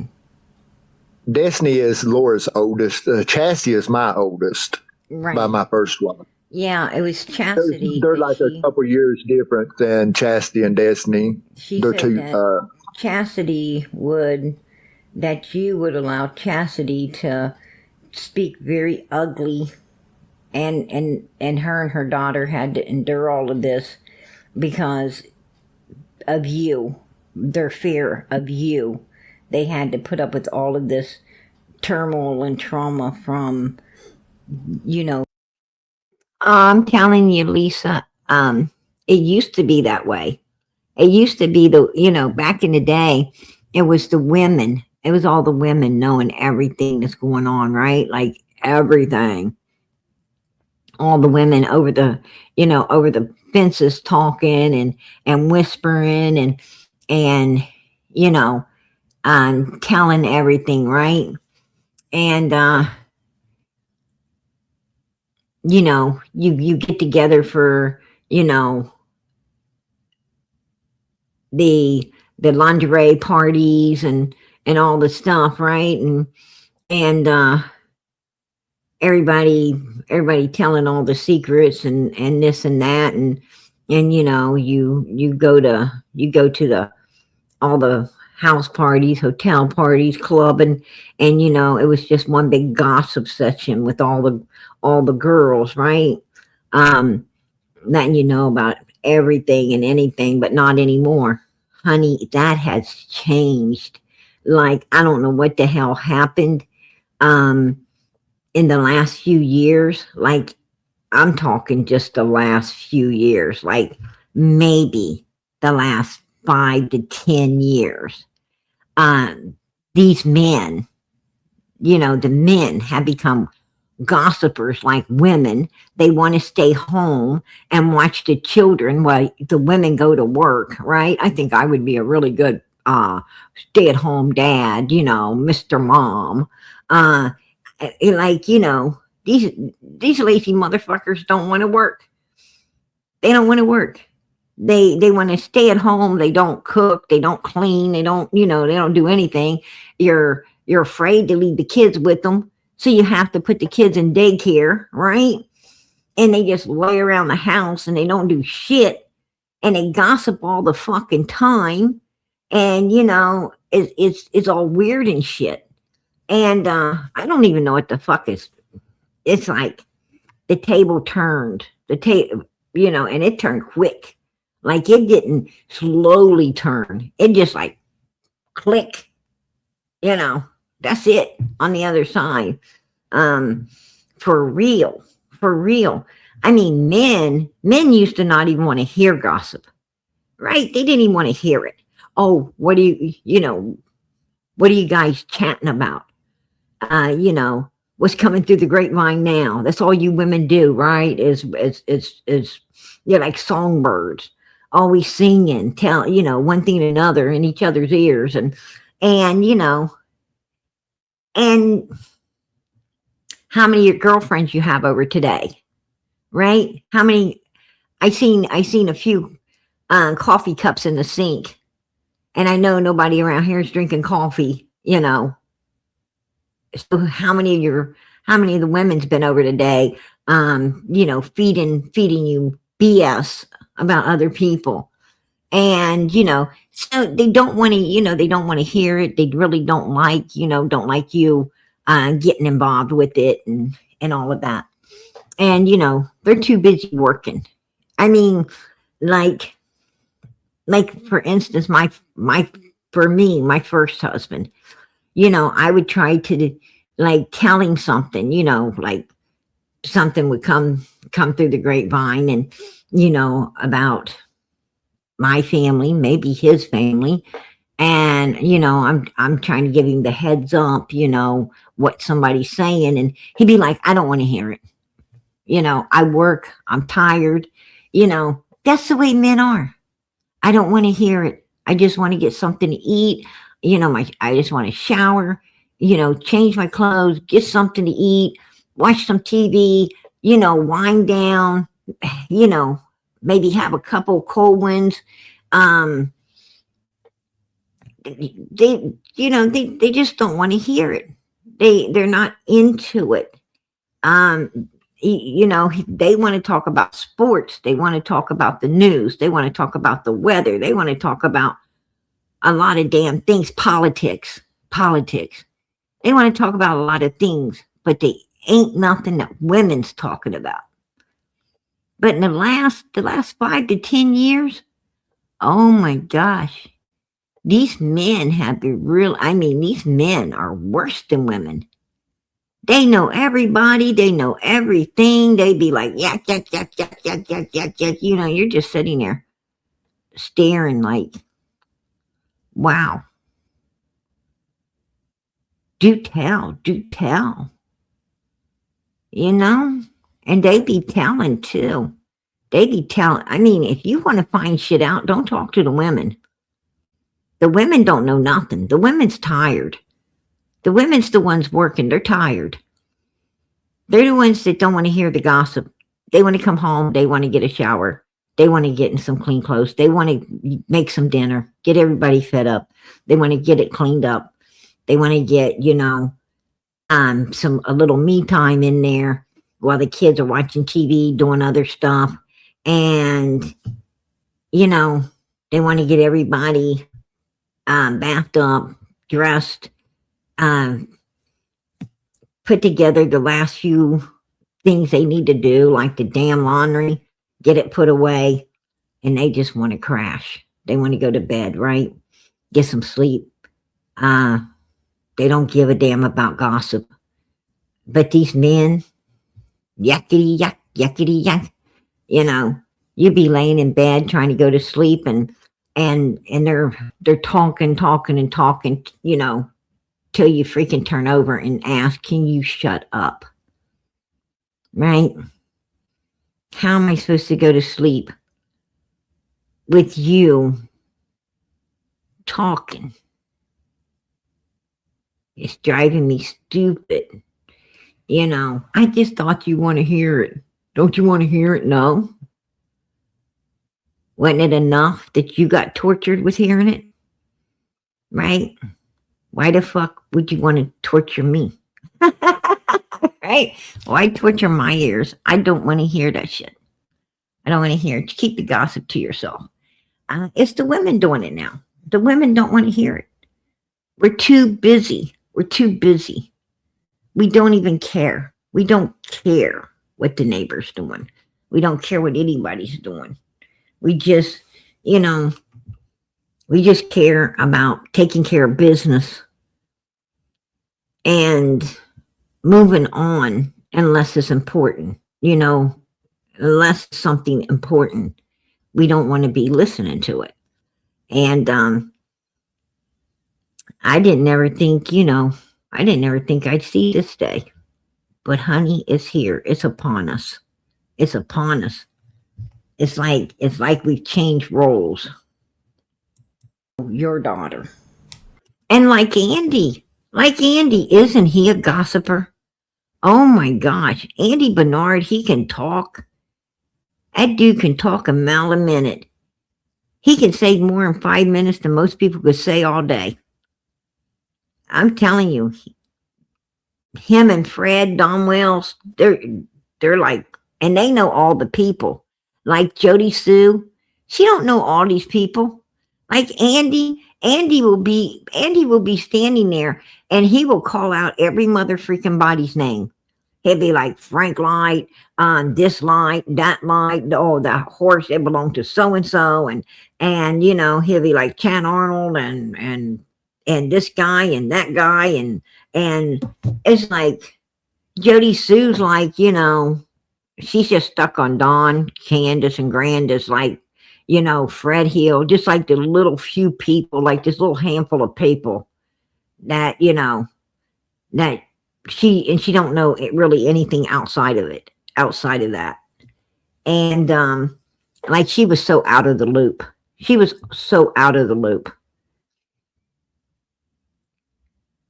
But I can say one thing for Laura. Oh, Laura knew everybody too. Anybody Fred knew, Laura knew. Laura made it her business. She made Fred's business her business. She was damn good at making Fred's business her business. It wasn't that she wanted to gossip about it. Laura didn't want to gossip about it. She just wanted to, she just felt like she always had to have Fred's back. She felt like she always had to know all of these different people and who they were and what type of people they were in order to watch Fred's back. Right? And that's why Laura got to know everybody. And she can call the names, just as well as Fred can. She can tell you everything about these people just as good as Fred can. And to be honest with you, I think Laura tells the truth where Fred tries to bullshit us. And, that's my opinion. Because Laura's like, what the hell do I got to lose? I done lost everything. Fred made me lose my kids, my dignity, my respect. I mean, he's took me to ground level. what the hell? Why do I care? I don't care. It's no sweat off of me. And she's willing to, to just bring it out. And Fred threatened her. Do you know that he told her if she did not stop talking to PG, that he was going to turn her in to Allie for the warrant she had on her? That he was going to make some phone calls down into Tennessee because he knows a lot of people. He knows a lot of dirty people. And he was going to turn her into Allie, and then he was going to have somebody, find out right where she is and have Allie go in and get her if she didn't quit talking to me. So, Fred's afraid of something, right? He is scared of something, or he wouldn't have threatened Laura. If Fred was totally innocent, he wouldn't have threatened her about talking to us, right? Gotta be something, gotta be something he's scared of in order to threaten to grow up like that. And he truly did. I've got it on recording. I got it on recording where she said, yeah, he threatened her up. Told her he didn't want her talking to me and he was going to turn her in. Sure did. Well, she just telling a story there. Matter of fact, Yeah, she said that she said that the Chastity child was talking so horrible to her that she was going to discipline her, and she said you grabbed her by the hair of the head and attacked her and pulled her into the bedroom. That's a lie. That is some made up story she's told, I guess. Oh. Chastity's always been a good child. Destiny's a good child. She said went down the also road. that Destiny was down at 110 Ben Hill Road with some old man doing up drugs, and you went down there and ran the old man off. No, what the story of that is, Chad Arnold had called me one evening and asked if I'd come to his house and pull a truck in for him. His truck had broke down on the highway. Right. Well, when I get there, this man named Andy Powell pulls up, and then where Chad had been drinking, he asked if me and Andy Powell would go and pull his truck in. If I would go and drive it while Andy Powell pulled it in. Right. Okay. When Destiny was with me at the time, and when we got there and stuff. And now you see how he's wanting to separate himself from 110 Ben Hill Road? Do you listen to what he says? Because see, Laura said that her daughter was like 13, 14 years old, was going down there to 110 Ben Hill Road, seeing this guy, this Andy Paul, that was staying at the bottom of the property in a shed. She was going down there, hanging down there.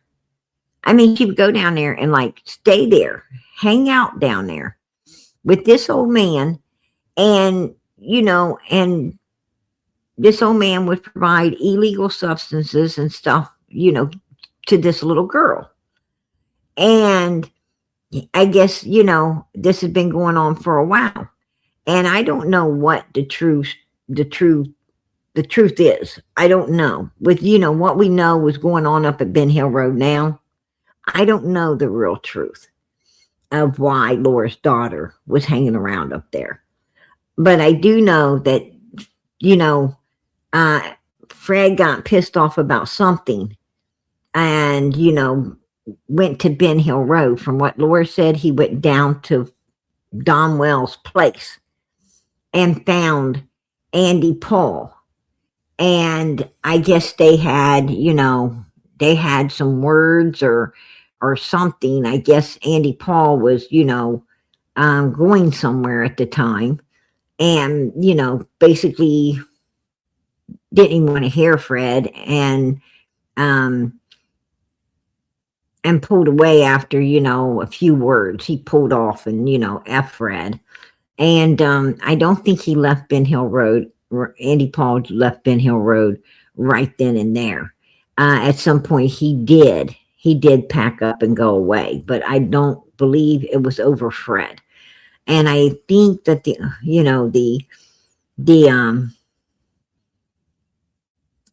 the dispute between him and Andy, because he'd been given this, what Laura said, he'd been given this girl stuff for a while. So, you know, that tells me that Laura and Fred knew. I mean, you don't know where your kid is. You don't know what your kid's doing. You know, like, of course they did. They knew she was going down to Don and Candace's. They knew she's hanging out down there doing, you know, bad things. They didn't care. So what the altercation was about, I don't know. Because it couldn't have been that, you know, just saying. And that's my opinion. I'll keep it.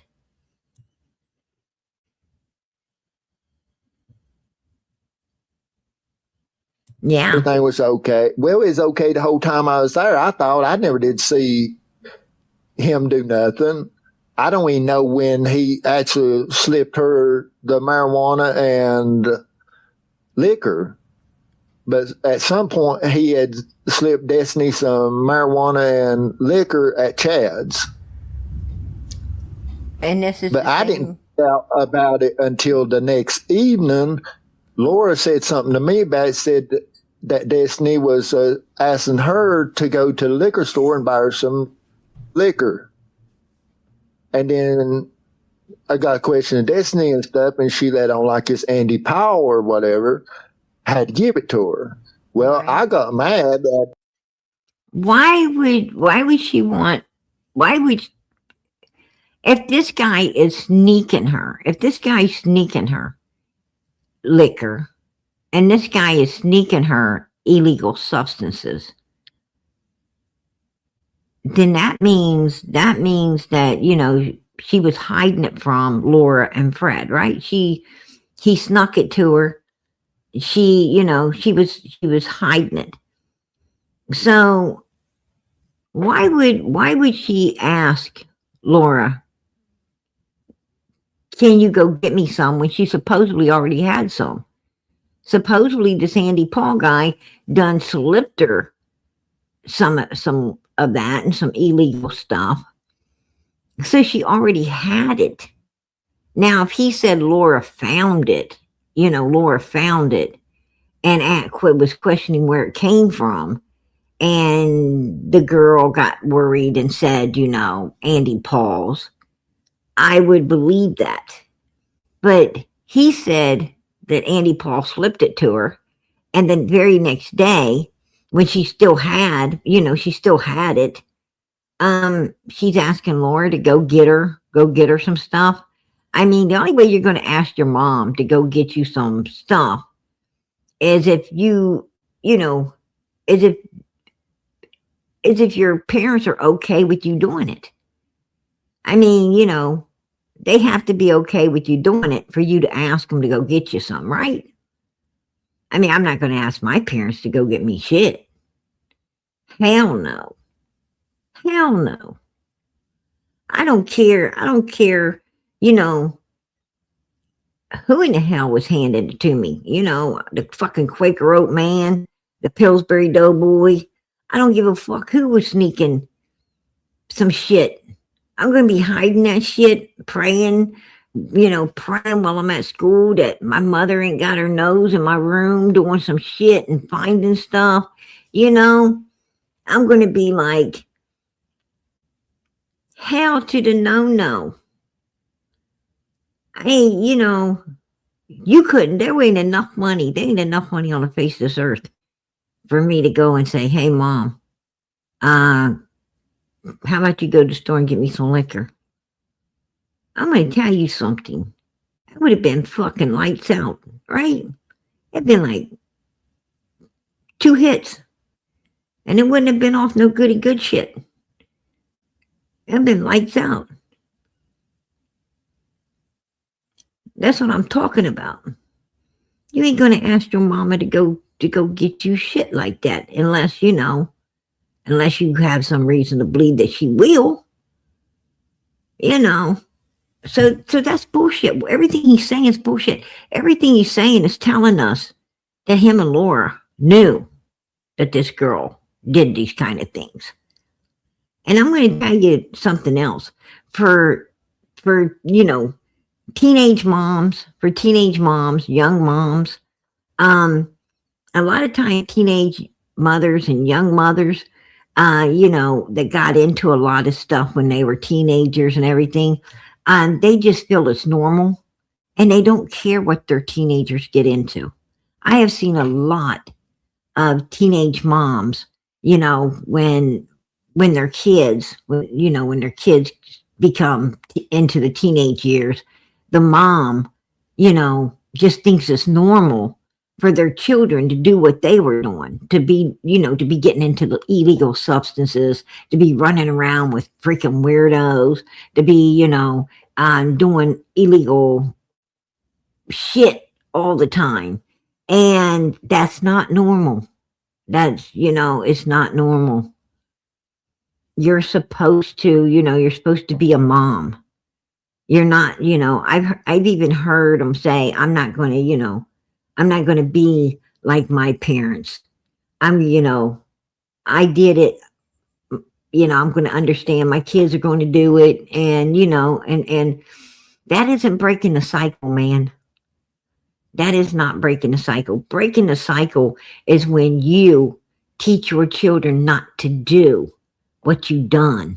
When you teach your children there's a better life than the one you got to live, and you want them to be living it without the illegal substances, without the, all the bullshit that is going to keep you from having all the good things in life.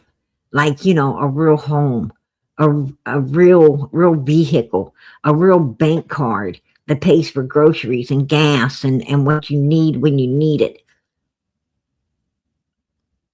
A real place to keep your wife and your children safe in. It's going to keep you from having all of these things you could have had you not fucked your life up the way your parents do, right? And I would think that you would want your child to have a better life, not this crazy life you lived. But a lot of people aid and abet. They aid and abet it. A lot of young parents aid and abet their kids,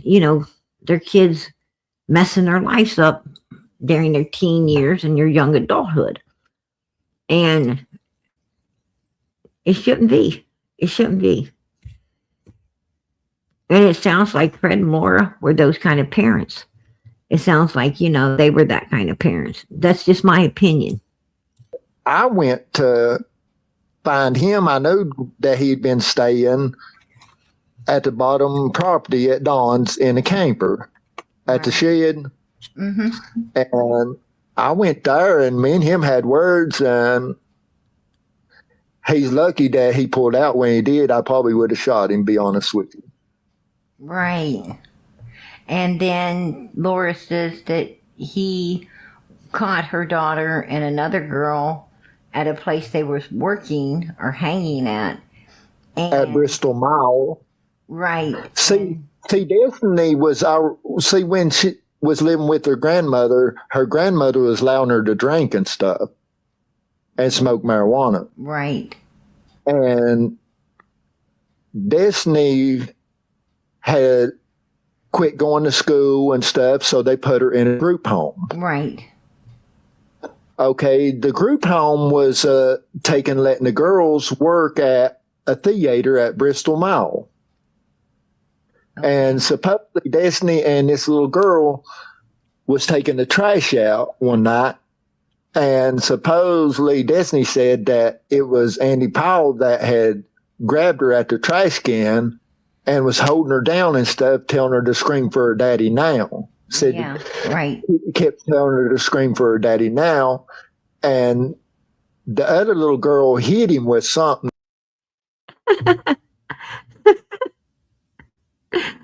I'm sorry. I'm sorry, but Summer's Angel, PG's little girl, says, Fred. It's on the screen. It's on the screen. You guys gotta read it. You gotta read it. Like, she says, little Summer's bike and look through the window.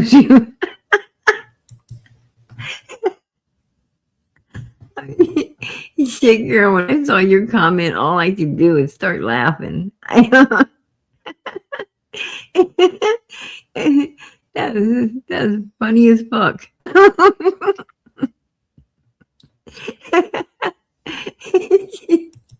He said, Fred, in my opinion, you tell too many lies.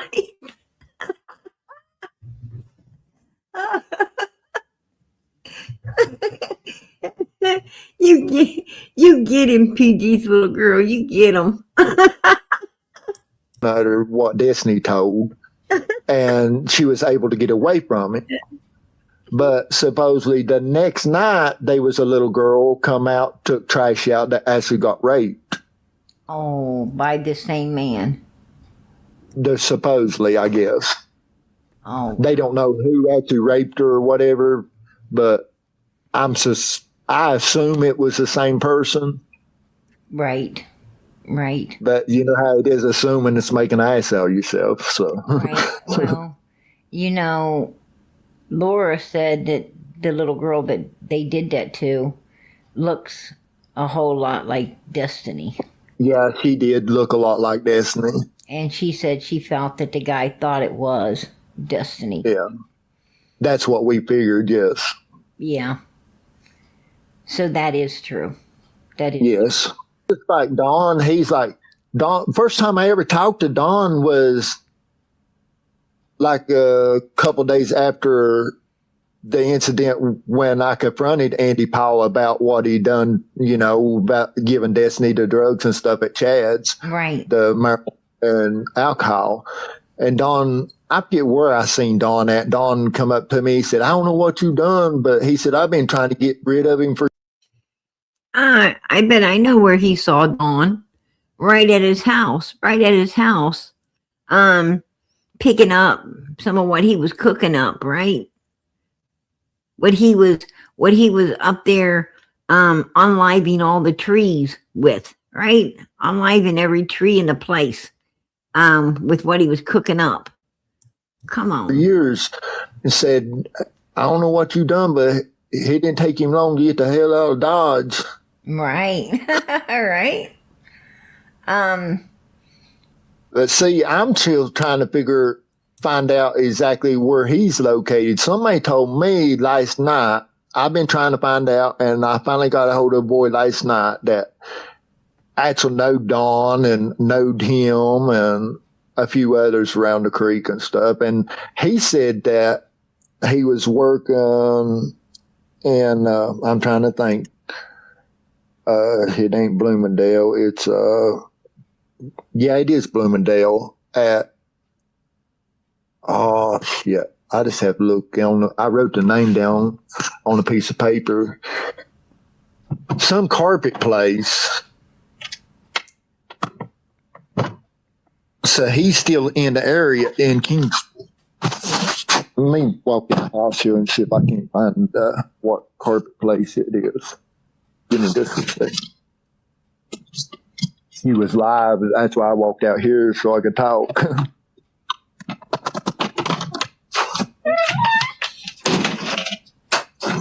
Are you watching me? I'm talking to somebody.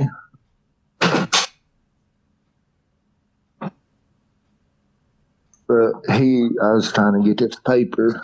Dalton Carpet is where he's supposed to be working at now. Oh, okay. That's what I was told last night. and that's in Kingsport.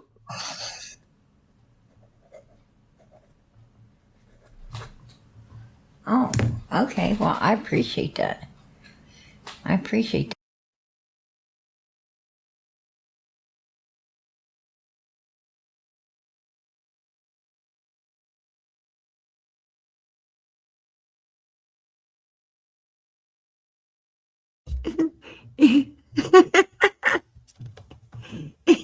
She said wrong turn.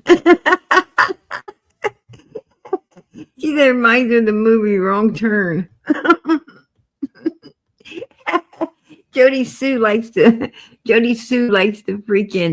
likes to refer to Ben Hill Road as the hills have eyes. Right? Yeah, it's too bad they don't have no brains. Right? Yeah. Shit. Now, the only other thing that I believe Summer was not, and law enforcement, I truly believe law enforcement believes the same thing I believe. That Summer was not alive on the milk jugs. She wasn't deteriorated enough for, forensics to be able to make a positive call that she was on. Yeah. She was either, my opinion, she was either unalive or sedated. Andy Paul was some old weirdo that hung around the Wells house. Matter of fact, pretty much lived there. He ain't the old guy. He's not the old guy that had a crush on Grandis and came, when his wife threw him out, he came up there and stayed. That's not the same guy. Andy Paul was, like Chad Arnold. He was like Don and Candace and them. He was like Fred. He was one of these people. And I agree. I agree. Ben Hill Road is a motherfucking horror movie. That's true. And the thing. One of the two. Well, see, Hunter screwed up because he was asked about the pillow that was in the back seat on the floor. He was asked about this pillow that was in the video. When Candace took the video, you could see the pillow on the floor. Yeah. He was asked about this pillow. He said, pillow. Oh, she was sitting on that against the driver's side door because she's the only one that was wet from swimming. Yeah. Is what he Why said. was she the only one wet? He supposedly went in the water and supposed to. You would thought he would have been wet too. Not far enough. Not far enough to, to soak his pants. He had those shorts on and he only went out, this is a pretty tall boy. He went out there, it was up to his thighs, maybe a little bit on the bottom of his shorts, but not totally submerged. But so to him, that was, he wasn't wet like she was. Now, that tells us, though, that they didn't put her in that outfit after swimming. Yeah, I just didn't understand why they had that jacket and stuff on her after swimming. Where did they dress her if she was on the pillow against the driver's side door soaking wet? Yeah. Where would they have dressed her? Because that means she wouldn't have been dressed when they went back to Walgreens. She wouldn't have been dressed when they went back to Sonic's. She wouldn't have been dressed when they went to the store. Where did she get dressed? The only place she could have been dressed is at Allison's house. Yeah. And Allison's are in the vehicle. One or the other. Well, also, Hunter messed up because he said that they moved the boxes. They said, where was you sitting? He said he was shotgun until they got to the hospital to pick up Grandma. And when they got to the hospital to pick up Grandma, he said that those boxes in the back that they took the boxes in the back seat behind Grandma, and they put them in the bed of the truck, and then they put the other ones, up behind and crammed them on the floor so he could get in and sit down. So the driver's side back seat would have been cleared out of those boxes and everything, but when Candace takes the video about 14 minutes from home, them damn boxes were back in the vehicle, and milk jugs. Yeah, I seen them again. That look like to me that there's some boxes getting the passenger side door or something, and then look like two milk jugs or something, and then her leaning up again. Exactly. So that was all staged. They put the boxes in there. Now, the people working, the tree cutters, if we remember right, the tree cutters were working on the side of Don and Candace's house. They were working on that side of the road.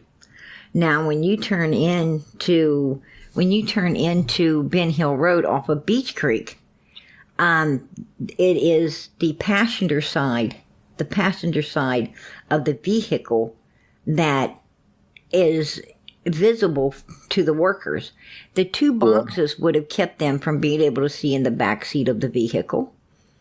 And the milk jugs that were propped up that you saw Summer laying on, actually, those milk jugs, there was a box on the floor that was holding one of those milk jugs at the bottom in place. Forced into place. And it was also holding Summer's arms. There's no way Summer's arms could have ever been over her head, because that milk jug was, her arm was behind it, not in front of it.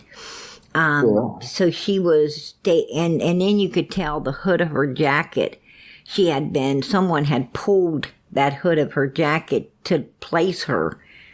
And that's why, because if they wouldn't have been pulling it to place her down on those milk jugs, then that hood should have been behind her.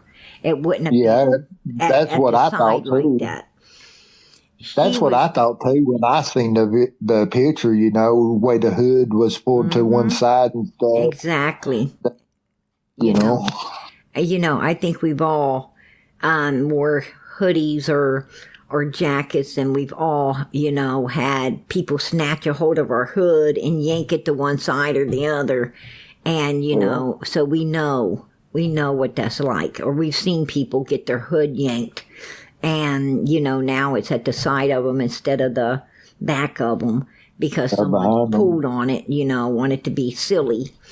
And that's... Yeah, it almost appeared that they had placed her there. I mean, way the hood and stuff was, like they had a hold of it to set her at a certain position.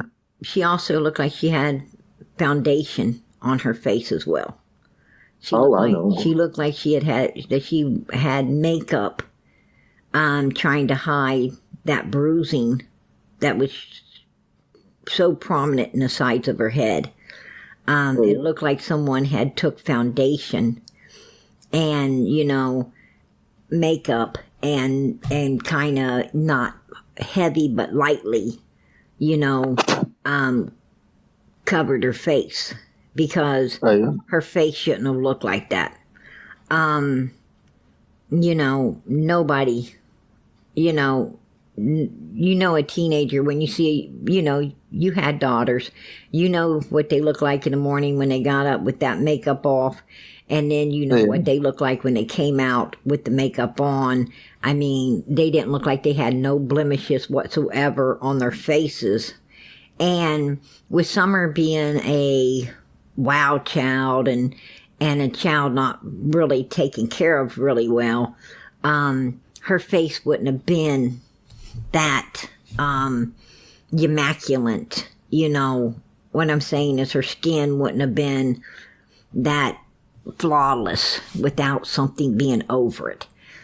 I think Allison helped dress Summer. I think she helped, cover up probably got some of True's or her own makeup and helped, try to cover over some of, what was showing. Allison also had cameras inside her home and in the window of her home because of some incidents but way back before Summer went missing. And those cameras were gone. Those cameras were not mentioned to law enforcement. They were not mentioned to Chris McDonough. They were not, no video ever was offered up. So yeah, Allison definitely got rid of the cameras and the footage from June 15th, 2021. Oh, yeah. Well, I do know that law enforcement talk like they had found a backpack. It was a Dallas Cowboy backpack that supposedly had a few of Summer's clothes in it at the Wellses. So I don't know what they seized that backpack. So I don't know if it held any valuable information or evidence or whatnot. They also took. There you go. He's talking about a backpack again. Backpack at the Wellses that had clothes that law enforcement found. And then he's talking about a backpack, the Andy or somebody, tried to frame him. He was framed, right? With the backpack up on his land, along with some little girl's clothes, supposedly in the washer. And yeah, right. And funny thing is, he chopped down about 50 trees so that he can stack them all up and get rid of the evidence. I think if someone's leaving stuff on your property, trying to frame you, you wouldn't touch it. You would call Ellie, right? You would call in law enforcement. You would say, hey, I ain't touched that stuff right there. I don't know where it's come from. I think, we got a missing kid around here. And you need to take it, figure out whose fingerprints are on it, and do something about it, right? Do something about it. This don't look right. I feel like somebody's trying to set me up, and it ain't going to happen.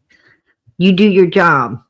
And I'm sure they'd have took it all and did their job. And they wouldn't, they wouldn't suspected you or anything, but because why are you going to call them out if it's your shit? Why are you going to call them out if you know exactly what it is? And, that's stupid. That's just stupid. But he destroys it. So, if you're destroying that stuff,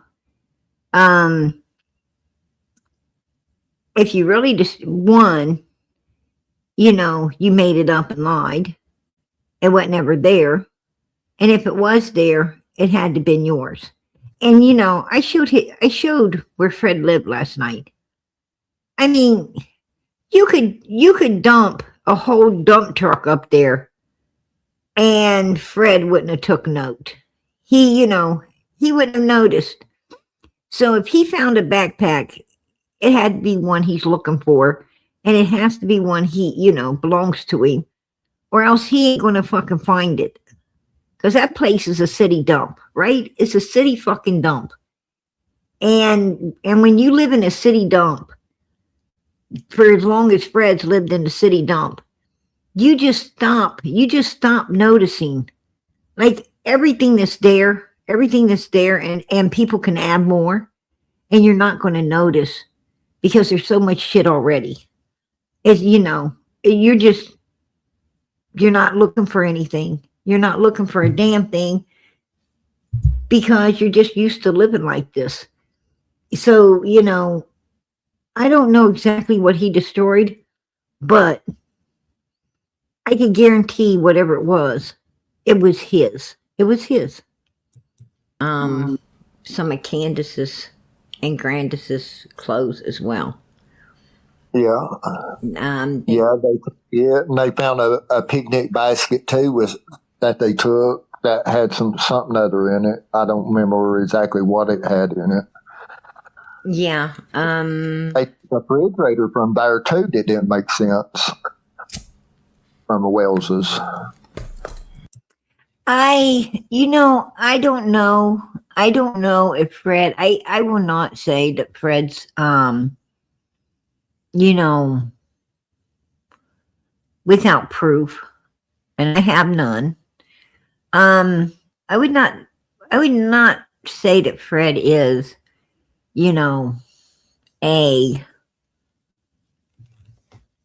I would not say that he would do anything to a child. I would not, I would not say that. I don't know. I don't know if he would or he wouldn't. I have no proof that he would. I mean, I don't want to think he would, to be honest with you. I don't want to think he would. But I do think he knew exactly what was going on up at that hill. I think he knew what their operation was. I think that, he was making some pretty good bank off of the illegal stuff he was cooking up and selling. And according to Laura, allegedly using as well. I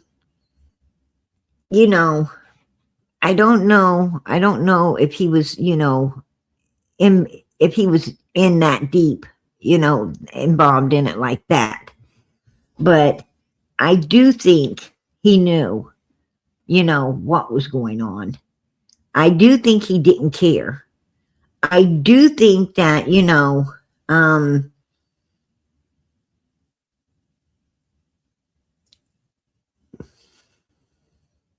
he helped cover it up. That's just my opinion. I think Fred would do anything for money, for $1. And Don Wells told me one time, he said, Fred will do anything for $1. And I believe that. I believe it. So, I do think that, I think Fred does know what happened to Summer. I really do. I think that, he had a hand in the cover up. I don't think he had anything to do with, the unliving of Summer. I don't want to believe that he, was participating in any of the stuff that was going on up on that hill. But I do think he knew all about it. I think, Andy and Jody Sue knew all about it.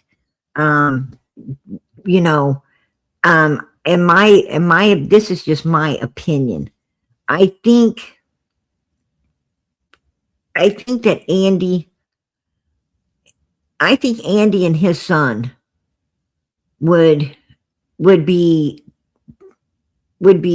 quicker to participate in something like that than Fred Hill. That's just my opinion.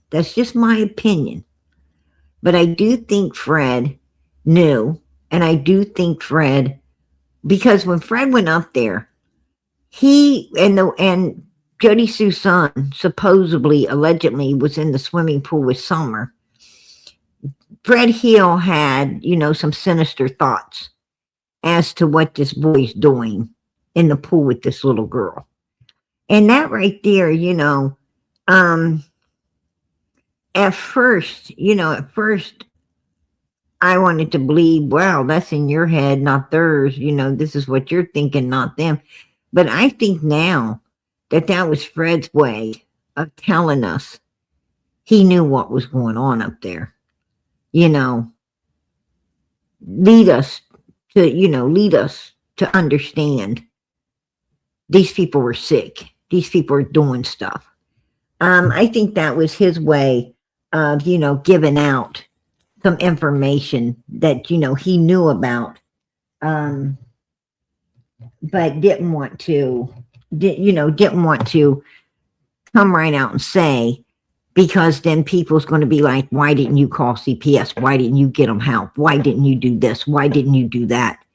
And all Fred was wanting to do was make bank and not get into other people's business, because he was doing enough evil of his own.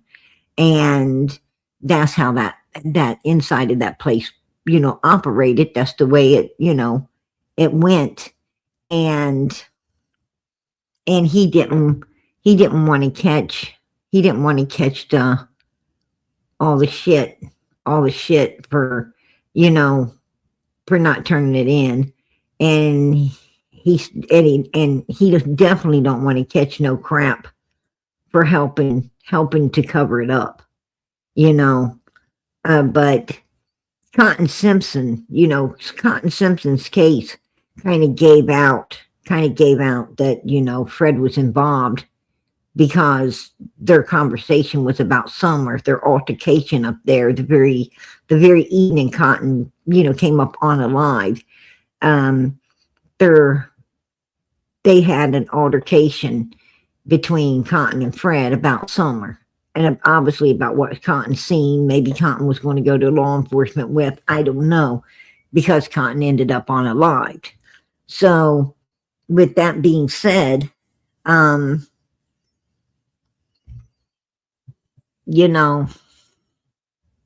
it pretty much allows us to know that Fred had something to do with it, or else he wouldn't have had to off Cotton Simpson, which I believe he did. That's my opinion. And that's just that just seems to be the evidence that he took a lie detector test, he couldn't pass it, where Cotton was concerned. So law enforcement seems to think he's guilty, and I seem to think he's guilty, and everybody else seems to think he's a little guilty. So he probably is guilty. And he was just out. He feels that he can't help what other people do, and because that's the way those kind of people think. They think, I can't help what other people's doing. I'm doing my own shit, and it's all about the money. Not these people don't have morals. They don't have mercy and kindness and love and respect. They don't have these things. People like this have one thing, and it's called do what I got to do to make what I need to make, and fuck everybody else. That's how evil works. Evil don't tell on evil. Evil doesn't help evil unless evil's giving them something. You gotta give them something to keep them going, right? And so they're willing to do evil, but you got to pay a price. And that's what this this holler was full of. It was full of people like Fred and Andy's and the Wells, and and all of them were running different kind of operations up there, right? Fred's down there, Fred's down there with the hard stuff, and Andy's over there with the goody good shit, and whatever else he could probably get his hands on that he could make a buck off of, and Don and Candace and Grandis is over there, doing some real sinister shit, some super sinister shit, and everybody knew what everybody's doing, and they were greasing each other's palms. They were all greasing each other's palms. Don was down there, greasing Fred's palm for what Fred had, and he was across the road greasing Andy's palms for what Andy and Jody Sue was able to give, and it was just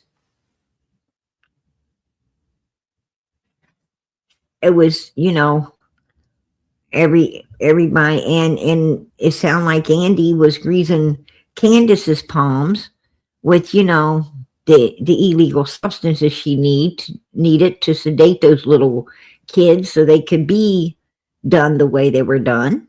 And, you know, it was these people, they were just, you know, they were all working together, not caring what you did. They were just doing their own thing. And that's, you know, that's how evil people are. You know, I'm not getting involved. I'm not getting involved. Not my damn business. You know.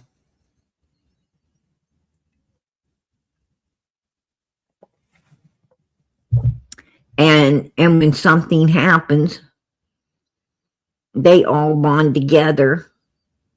They all bond together to keep everybody from going to jail. Keep everybody from, you know, from the truth coming out. And that sounds like, you know, sounds to me like what they were all doing up there. And you know, I have to admit they've been doing one hell of a damn good job, you know, destroying Summer's case in so many different ways to keep it from being solved. You know, they've been working hard at it, very hard at it for, you know, June 15, 2026 will be 5 years. And they're still working hard. They're still working hard.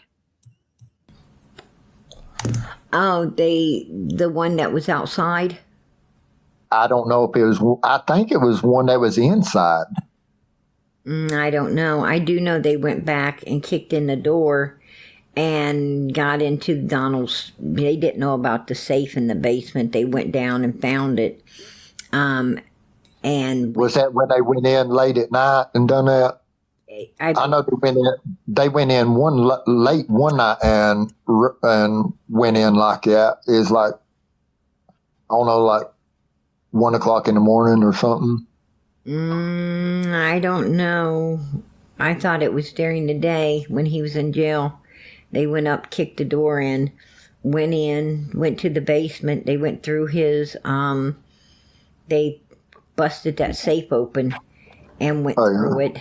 And I don't know what they was looking for, but Candace had already moved all the stuff out, claiming she wasn't going to go back to Donald, and she wanted to get all of her things. She took them to Kathy the Friends, and that's where she had those clothes that Summer was wearing. She did not offer up to law enforcement that in the box. She also had all of. I agree with you, Lisa. I agree. You know, to cover it up, you know, to have a hand. I would have told Candace and Don and them, hell no. I told them, hell no. I would have turned them in. I would have straight fucking turned their asses in. That is the truth. I would have had to turn that in. Like, you know, you do something to a child, I got to turn that shit in. I mean, you know, I come from the hood, you know, where it was very dangerous and a lot of stuff went down. And I mean, even if you was standing there when something went down, you better, you know, you better have lost your eyesight and your hearing. Because you're putting your whole family in danger. Like, you know, if they do stuff to one person and you're there, don't think they won't, you know, do it to you. And one thing about the hood, if someone rolls up and does something really bad, they have, you know, it's not just them. There's a whole carload of them. And if you was to open your mouth, you know, about the one that initially done something, well, you got a whole carload coming back, right? a whole carload of them coming back on you. And you don't want to get your ass involved in that kind of stuff. You know, it ain't worth it. It ain't worth it. But if it's a child, like somebody rolled up on a little kid, oh, hell no. Oh, hell no. You know, you got to report that shit. You got to report that stuff. You know, like usually people get rolled up on. They doing bad shit. The person rolling up's doing bad shit. Something obviously got heated. You know, something been going on for a while with these two people. And if something goes down, you know, what I'm saying is when you're from the hood, you know how it is. And you know the risk you're taking. You know the risk you're taking when you're out there doing what you do. You know that you might, that somebody may roll up. You already know what you're into. And that's a whole different ball game than, some child, 5-year-old child. 5-year-old child's innocent. They don't know anything. That's like rolling up on an old person. Who does that? Who in the hell does that? Who, I don't even know. I have no idea who does that kind of shit. I mean, you're like the lowest of the low, when you're hurting innocent people. The hood ain't innocent. When you're living like Andy and Fred and Don and, these guys, none of them were innocent. And if they had some kind of altercation between themselves and something happened, well, each one of them knew the risk they're taking. They're all grown ass men. They know the risk they're taking, but a child, you got to be kidding me. Like, I ain't never seen nothing like Ben Hill Road, because Ben Hill Road has got a bunch of grown-ass men and women all sticking together to protect each other. Not for an altercation that happened between adults or, out of control young adults. They're freaking sticking together to protect themselves, from a 5-year-old child, innocent little girl who had every right to still be here living, and in my opinion is not. It's not, because a whole lot of people down there turned their heads. A whole lot of people had their hands in it. They were profiting some way from it. And the other dirty fuckers, the real evil bastards, were doing it all. That's sick.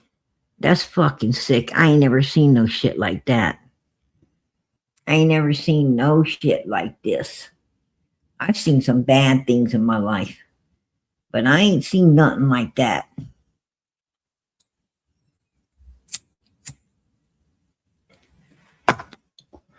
Where I come from, man, you don't hurt children. I mean, everybody, children off limits. Old people off limits. You just don't do that dirtiness. You're scum. You're fucking scum.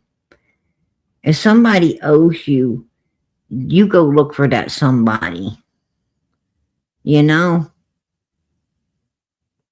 And old people ain't gonna be owing you. Little kids ain't gonna be owing you.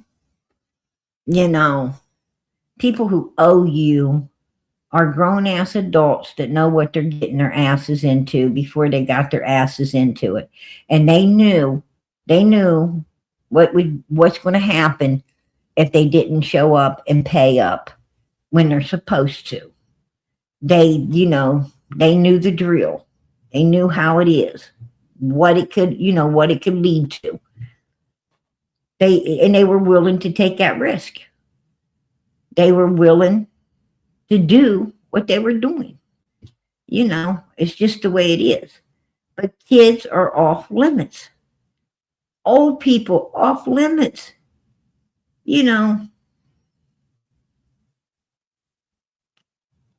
That's just sick. That's just, I don't even know. I don't even know what to say for that shit. I ain't ever, where I come from, you do something to a kid, and I'm going to tell you what, it ain't going to be good. It ain't going to be good. People love the kids. The kids are the ones that, the kids are the ones that makes life worth living, right? The kids are the ones that say the damnedest things that can make you laugh, no matter how down on yourself you are, or how down, you are because of someone else that's causing you grief.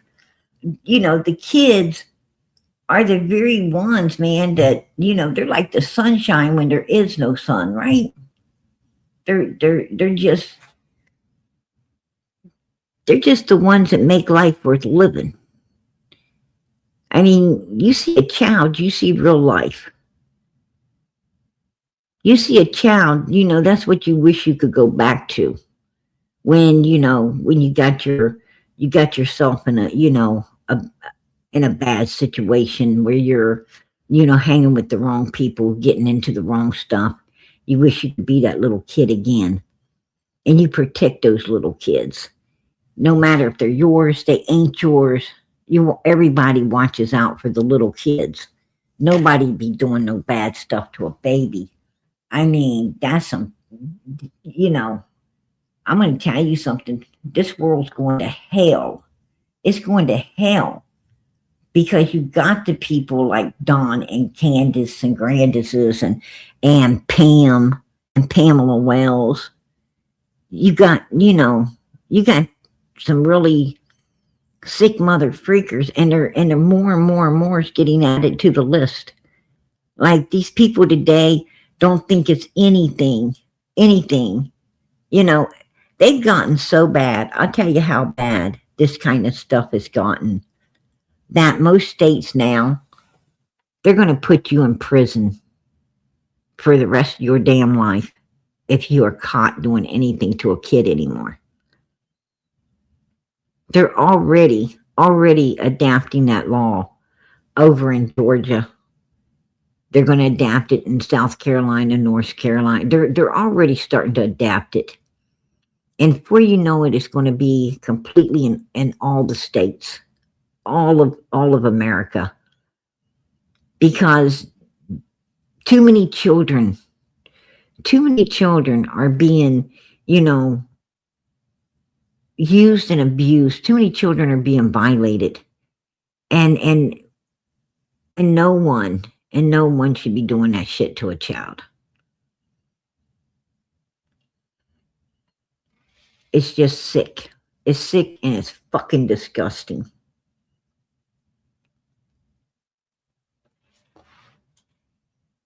They found this little girl in every fucking way you can. And you know something, these guys ain't no thugs. They're not no hardcore criminals. These mother freakers are fucking savages. That's what the hell they are. They're savages, man. To sit around and be able to, watch that kind of stuff go down, a little girl be completely destroyed, help cover it all up. There's something ain't fucking right with you. There's something ain't right with you. They ain't nothing mother freaking, nothing. You ain't no fucking gangster, man. You're sick in a lot of ways you don't even understand, and you really probably should, get some mental help.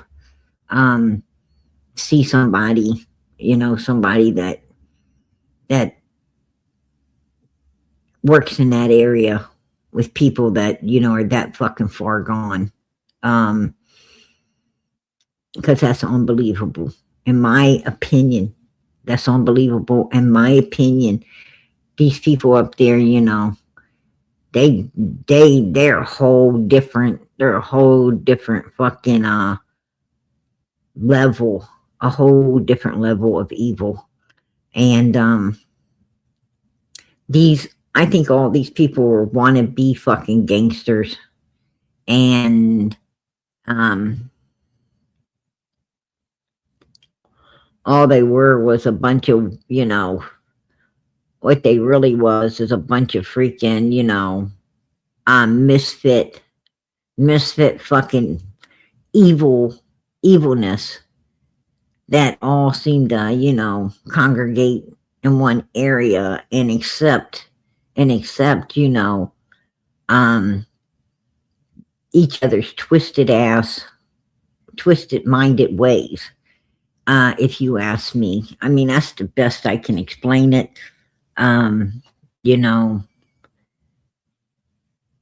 With the words I'm allowed to choose out here, I know what I'd like to say. I know exactly what I'd like to say. Oh, trust me, I could explain it a hell of a lot better if I was freed up to do that, but you're not able to do that. So, you got to pick your words wisely.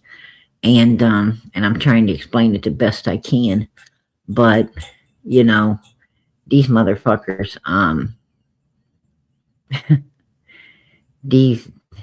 their level of sick that makes you sick, if you know what I mean. Put a 1 in the chat if you know exactly what I'm saying. They are a level of fucking sick that makes you sick. I guess that's the best way you could put it. I know they make me sick. I can't believe motherfucking people like this exist. That's just my opinion. And Don laughed when I told him, great job messing up the search dogs. He started laughing. I said, what has your dogs got? Watches. They know just when to come back home when law enforcement shows up. And he laughed about that. Them dogs was most likely there, in my opinion. Those dogs was there. And Don and Candace did everything they could to mess up Summer being found. And they done nothing to find her. Absolutely nothing. I mean, they come out 3 years later showing their faces, which just sickened everybody in the community. Everybody just sick looking at them. Where the hell was they right after their daughter came up missing? Why come out now? Why, stand at a tent at different functions and so forth? Why stand around like you give a damn now when you wasn't giving a damn when, the plate was hot and you should have been out here? Yeah. I mean, just like when Don come to my house, he had no emotions, period, about, didn't even act like nothing was really going on, Right. No emotions at all. And that right there either told me that he knew that she was either done dead or he knew exactly where she was and she was okay. Yeah, well, you know what he told me? Most likely. He told me, Sissy, she's okay. She's okay, Sissy. Summer's okay. And I just got this really creepy feeling that, I got this creepy feeling that she wasn't okay. She was okay in his mind because she's dead. She's in heaven. But I just got that creepy feeling, his okay wasn't my okay. Yeah. And, Don felt, I think they did something to this little girl that couldn't be fixed. That's my opinion. That's my opinion too. I think something, went too far. They couldn't fix it. And I truly believe that they had to do away with her or go to prison. I believe they had Hunter. I believe Candace groomed that boy. I believe Candace, had been sleeping with this boy and doing bad things to this boy. I think that, she told Jose she took this boy's virginity. I think that's why she got the twisted tea and, turned that boy on to some alcohol and God knows what else down there, was to get him. What did make to me about that situation, Hunter said that he had to see his probation officer that day and stuff. That's why Candace took him back home, dropped him off because he had to go see his probation officer. Why would he be drinking twisted tea and stuff? Because he didn't have to see. That was a lie. He did. I checked. Personally, I checked. He did not have to see a probation officer that day. No, and that's what I was trying to get at. He most likely didn't have to see his probation, or he wouldn't have been getting high. Right before 30 minutes or so beforehand. You're right. And he did not need to see a probation officer, and he did not have a doctor's appointment as well. Neither one. Oh, yeah. Allison lied. That was all lies. When he got home, he was shaking. He wouldn't come out of. For one, probation officers don't come to your house. You have to go see your probation officer. Probation officers ain't going to come to your house. They don't make personal visits unless, DCS does that, not probation officers. You have to go and see. Even if you're a teenager, you have to go, see the probation officer. You go through juvenile court and you have to go and see your probation officer, whenever scheduled. Allison lied. Why? Why is she lying? Because she has some clothes to do up. She has some laundry to take care of. And because Candace and Grandis was coming back to get the clothes that they took Summer out of and, put the new ones on her. And Allison was keeping them at her place, going to wash them up and everything and give them back to Candace so they wouldn't be missing from the scene of the crime, right? That's exactly what was going on. His room, he was going through a lot of stuff. This boy ain't going to go home, fly in a room and start shaking from head to toe over, because this is a kid that's a little thug. He drinks all the time. He smokes dope all the time. That he's out in his neighborhood, doing way more drugs than what Candace gave him. And he ain't shaking then. He's not shaking any other time. Exactly, Summer's angel. Exactly. If something would have happened to Summer at that particular time, do you think they were going to call 911 and say, oh, we all sit around instead of getting her help, we all sit around and this is this was the end result. She's unalived. No, they're not going to do that. They would have been covering it up then because for one, Candace would have went to prison for not getting her no treatment, right? And once Candace walked into that house and they all had knowledge of what went down, and none of them called 911 to get help, they all became accomplices. They all became part of that crime, part of that, of what was going on. And they all would have went down. They all would have ended up going to jail for, playing a part and not getting any type of help for a child that was in distress and, and didn't make it through it. So they all would have been going to jail.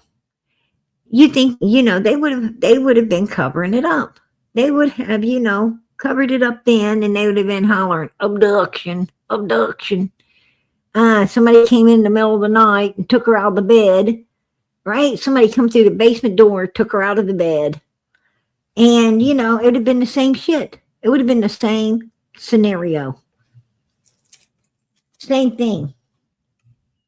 So, that little incident allowed us to know that, yes, what happened here, is the same scenario. And this time, this time it wasn't a worry. It wasn't a worry over, is she going to make it through some illegal substances? And this time was something happened. Something very evil happened. And they couldn't fix it without going to prison. So they they decided, and they plotted, planned, and decided to pick a date and destroy little Summer and hide her up and claim abduction, just like they would have done, when she got into something she wasn't supposed to get into. Same thing, same cover up, to keep their asses from going to jail. Same type of cover up. Now, they do it once, they sure to hell do it again. And in my opinion, they did. But he comes home shaken from, like that from the swimming hole where he's supposed to have a good time and no problems and, just. It seems like something off with. And what's really fucked up about all of this? I tell you what's really fucked up about all of this. These people are willing to take other people out to protect themselves. Not, it's bad enough, what happened to Summer. But I truly believe Cotton Simpson paid the price for what he knew. I believe that Leslie paid the price for what she knew. I think that Allison paid the price for what she knew. I think quite a few people paid the price for what they knew. I believe Dee Dee paid the price for what she seen, what she knew. I think she saw that DCS paper. I think she, I think she knew about the DCS paper that Candace and Dawn had. And I think they were afraid she was going to out it. And Candace also liked her husband. So it was, it was like Fred with Cotton. It was a double dividend, right? And I think that's the way it was with Dee Dee. I think it was a double dividend to get rid of somebody that, so they couldn't tell something they knew, and also benefit from their old man in the whole process of it. That, that's just and these people are motherfucking dangerous as hell. They're fucking dangerous as hell, right? Bunch of freaking weirdos, man. Real weirdos. To me. And it wasn't like he's going to come home and, it's not like it's the middle of the day. He gets all fucking hayed up and he comes home and he's going to have to sit there. He comes home and he's getting ready to go back out with his girlfriend and her mother and go party some more. So, it ain't like you're going to come home and, be just, fucking high on your own. That can be a little paranoid, right? Yeah. You could get a little paranoid doing that shit. He should have been running in the house, showering up, getting new clothes on and getting ready to go. He shouldn't have been hiding in his bedroom having some kind of fucking nervous breakdown over something weird. No. And I think He that shouldn't have. something weird was Candace had him do the dirty deed. Yeah. And I think that little girl was put on those milk, staged up on those milk jugs. They took that freaking video. But the problem is we don't know where Summer went between that video being taken and her being seen at your house. Yeah. And that time span, which is only like freaking it's only like 30 minutes, a 30 to 35 minute window that Summer disappeared somewhere. Yeah. She didn't have time to go anywhere. Summer had to disappear somewhere within, inside there somewhere. Yeah. So where would Summer have went? Who would have took Summer? Who would have hit her? Who would have took her? Who would have, who would have covered this up? Because Candace couldn't have her over at 110 because law enforcement's going to be all over that. So where the hell could she have put this child during all of this search? That's what I wonder myself, like you said, it's a short time frame that they're not going to be able to travel very far right then, right when it happens. She took that video. I estimate about 3:15. About 3:15 this video's taken. She didn't even come back into Ben Hill until like 3:25, 3:30. Now she's down at your house at 4:15. So, this is like 3:30 to 4 o'clock, 4:15. This is, 45 minutes. Where the hell could you put a online person in 45 minutes that they won't be found? That's what I've been trying to rack my brain. If where they could have, what areas that they could have been that they could have took her to that quick, where nobody could have seen. Only other place other than, there was a rumor that Andy had met Candace at Mount Carmel Church, which is straight across from Fields Road.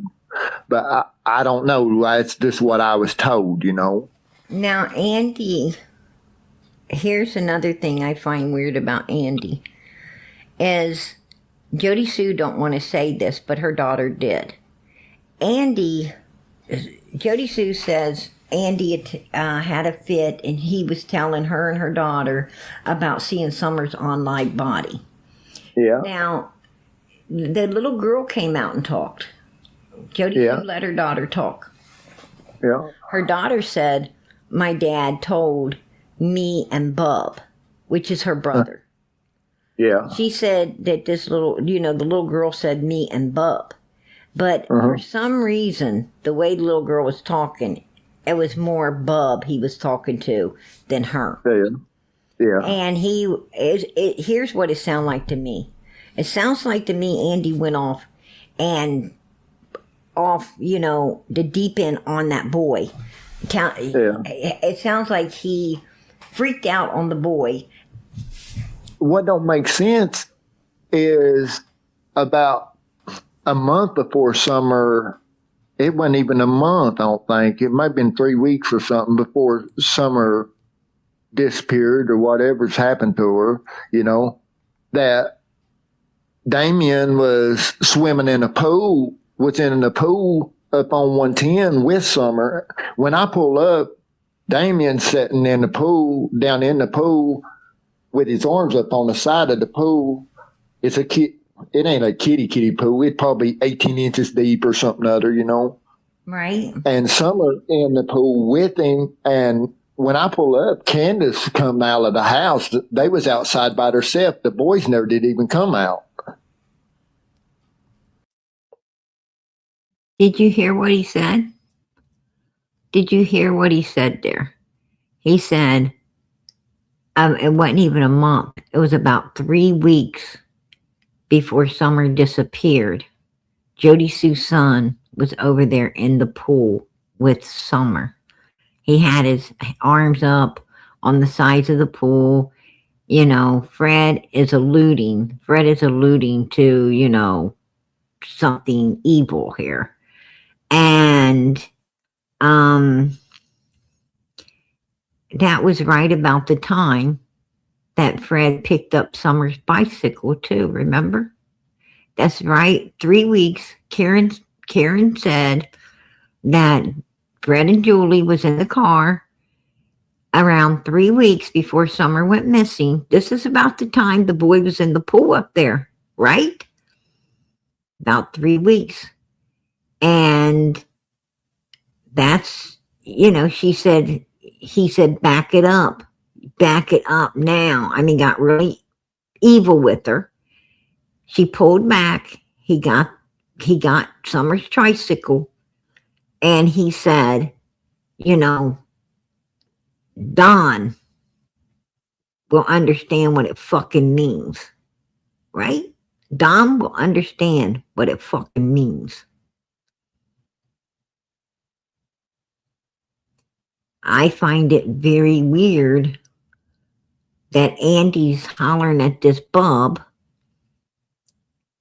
who was over in the pool, and right around the time Bub's in the pool, Fred's picking up a tricycle as if he's been asked to do something, and the tricycle disappearance is going to be, you know, a yes, and if it don't disappear, it's going to be a no.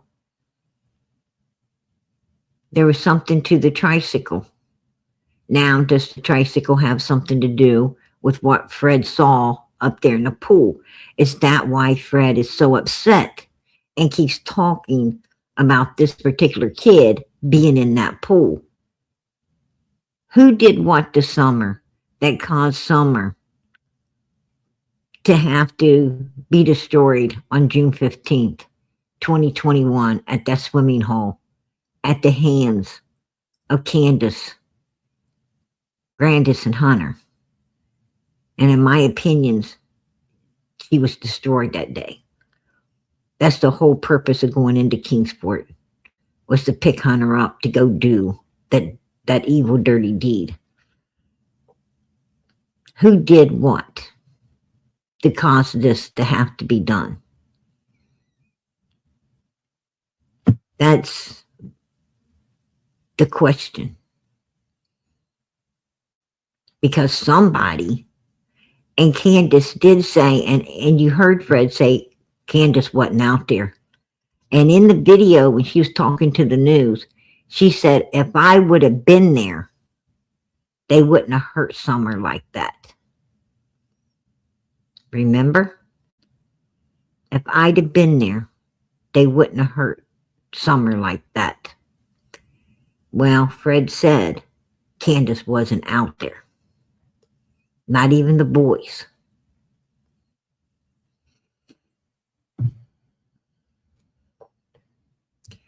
I mean, I don't know. It sounds like it fits the puzzle. If that, you know, it sounds like it sounds like, you know, might be. And then Jody Sue said she sent her boy to the military, right? Sent him off because she felt the military would give him protection. You know, they ain't gonna, he won't be able to be prosecuted or anything in the military. That was really fucking weird, right? Like he has some kind of immunity in the military. Put a 1 in the chat if you remember her talking about that shit. And you don't have immunity in the military. If law enforcement finds that, you know, that you had a hand in anything and possibly guilty of some, you know, some crime like that, military is going to discharge your fucking ass, and law enforcement is going to pick you up, and your ass is going to be prosecuted to the fullest extent of the fucking law. That's just the way it is, right? um, you don't have no immunity in the military. That's bullshit. That's pure bullshit. Trust me. You ain't going to go in the military and hide from the law.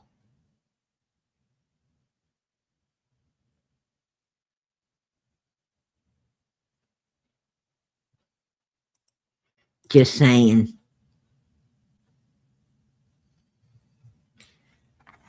And they have their own police. They have their own police when, you know, it's a military crime. Like, you know, when you, like, if you take something, you know, if you commit a crime while you're, you know, in the military, I say you go, you know, you go into a store and take something, or you take something off the base that belongs to somebody else or something. Yeah, they got military police.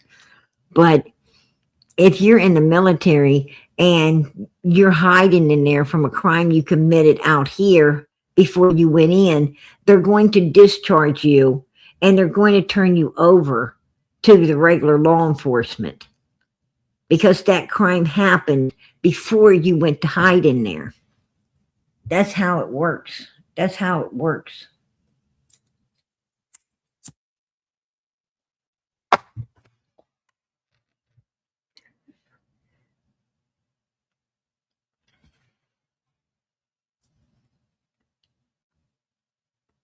No, he got married. He got married to some big girl that looks like Jody Sue. And he lives elsewhere. He lives, you know, elsewhere away from Jody Sue. He's got a woman now. And you know, and broke free. He got in the military and broke free from Ben Hill Road. He broke free from Jody Sue and Andy from all that shit up on Ben Hill Road.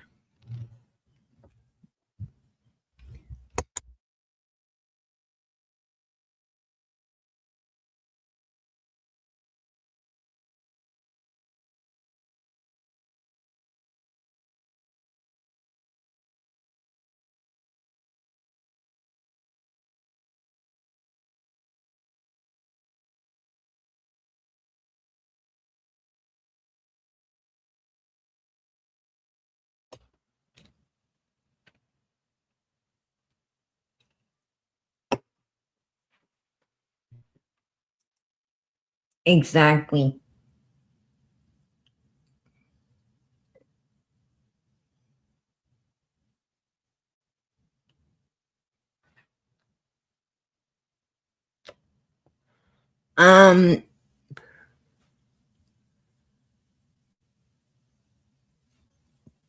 Well, you know, he may still, I don't know how long Jody Sue's son spent in the military. I mean, you have to do basic training, and then usually is 4 years.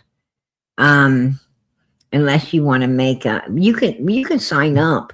You can sign up for different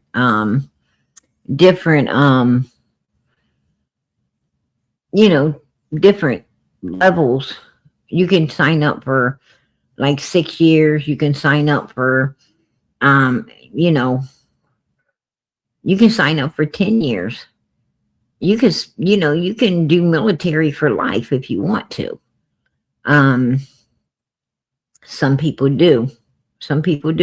You know, they do military for life. But most people, you know, you do your boot camp, and then you when you get out of boot camp, then you become regular military, and from there you know, unless you're like in National Guard. If you're in National Guard, then you know, you're a civilian. I mean, you're in the military, but you're more like a civilian than you are a military.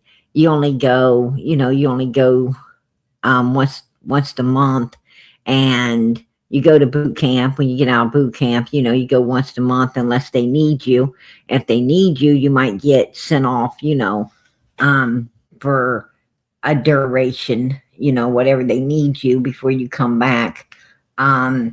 But, so I'm not sure, exactly what he signed up for.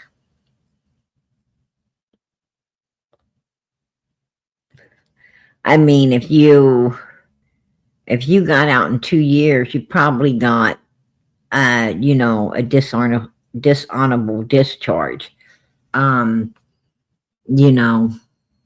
You probably got thrown out. Some people crack. Military ain't for everybody. Some people go in there and they literally, have a meltdown. They crack, and they have to, they have to put them out. And they don't serve their full time. They get put out. And some of them end up getting paid, the rest of their life. They get paid the rest of their lives, because because of the extensive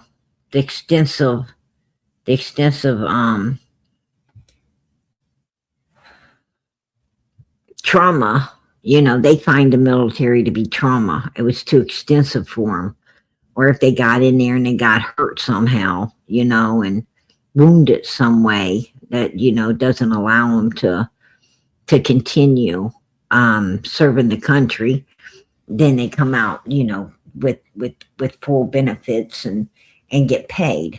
I mean, some of them come out mentally fucked up and get paid. Some of them come out physically fucked up and mentally fucked up and get paid. That's how it is. Oh yeah, the military is, it's not as rigorous now as it used to be. I mean, back in history, joining up with the military was hell. It was hell. I mean, it was very extensive training. That's not the case in today's world. In today's world, the military is not as extensive training as it once was, is what I'm trying to say. What I'm saying is the people in the military, the soldiers, they get to lay around on their backsides a little more than they once did. Back in history, it was jump up, jump out there, and a full day of training after training after training. And it still should be. It still should be, because if you get dropped somewhere as boots on the ground, then you're going to need that training. And I'm afraid that they might not be getting that training in today's world that they once got, right? But the training before was so extensive that a lot of soldiers couldn't handle how extensive the training was. They couldn't wrap their head around why it was that extensive. And the reason that it was that extensive was due to the fact that when the other side gets you, say, you get took captive in the military, you're in another country, you're going up against the other people. What happens is, if you get captured or whatever, and they're not going to be nice to you. They're not going to be nice to you. They're going to do a lot of bad stuff. And that's what the military tries to get you prepared for. They try, to get you prepared to be able, to be a man, to take, whatever comes at you and throw it behind you and keep moving. They're trying to teach you survival. And a lot of the military people, it just breaks them down. It breaks them down. It don't make them stronger. It just breaks them, and they become useless and they get put out of the military. I'm not saying that's what happened to Jody Sue's son, because I don't know. He could still be in there. He might have just been off on leave when, pictures and stuff were taken. I don't know. I have no idea.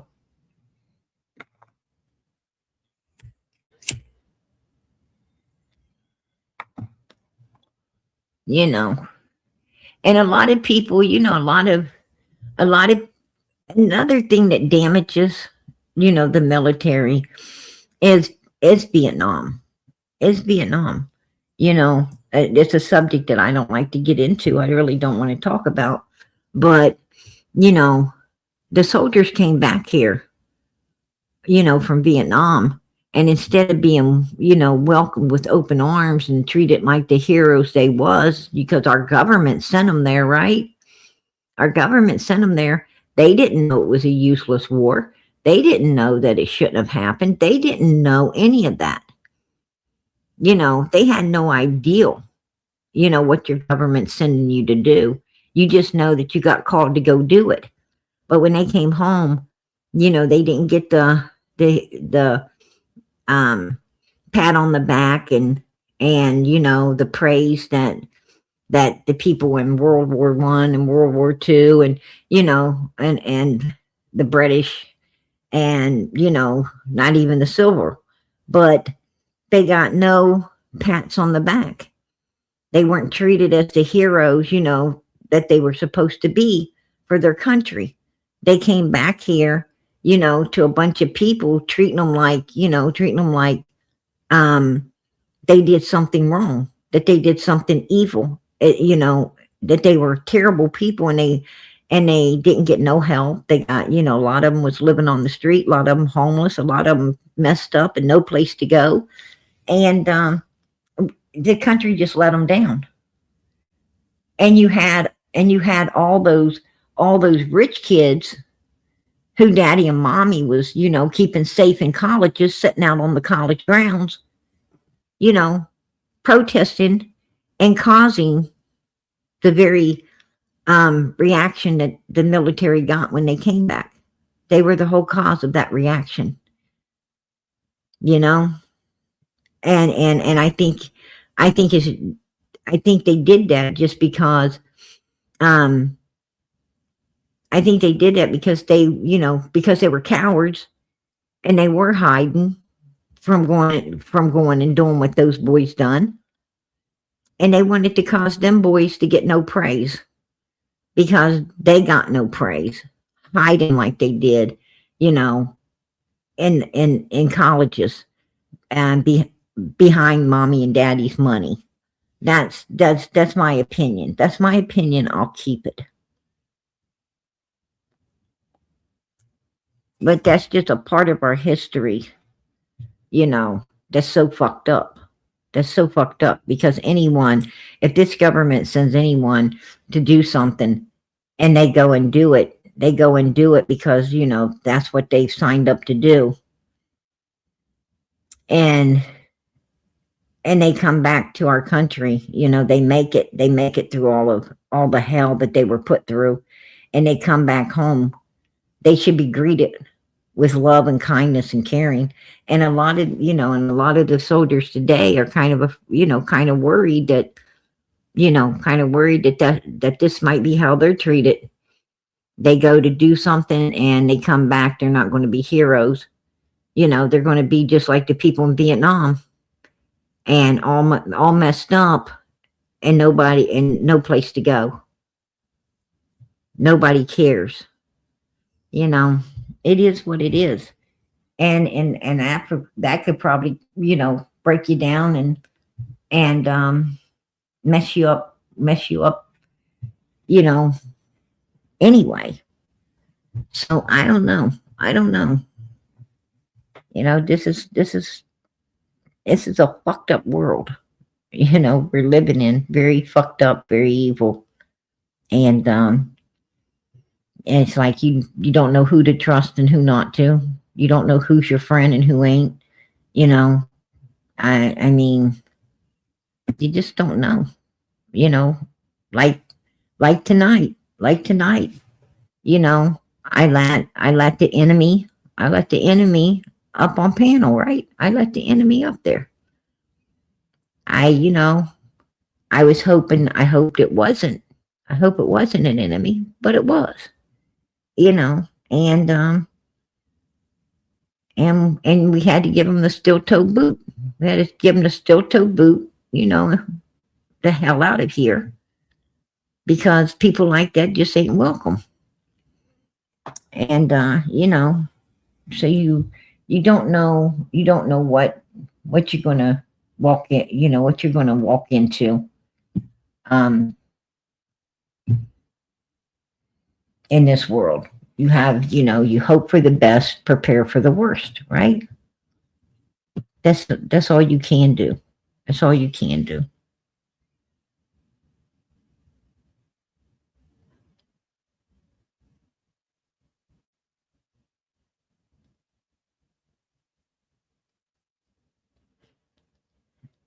You know, like I said, Italian cookie as a subject I don't like to talk about as well.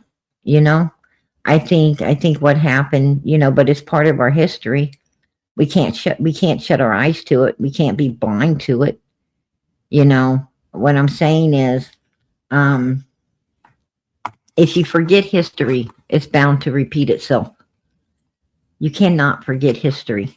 You cannot. You got to face the truth. You got to understand what went on before, so you don't allow it to happen again. It's kind of like, you know, it's kind of like touching a hot stove. You know, you can't forget. You got to remember so you don't do it again. You know, once was enough.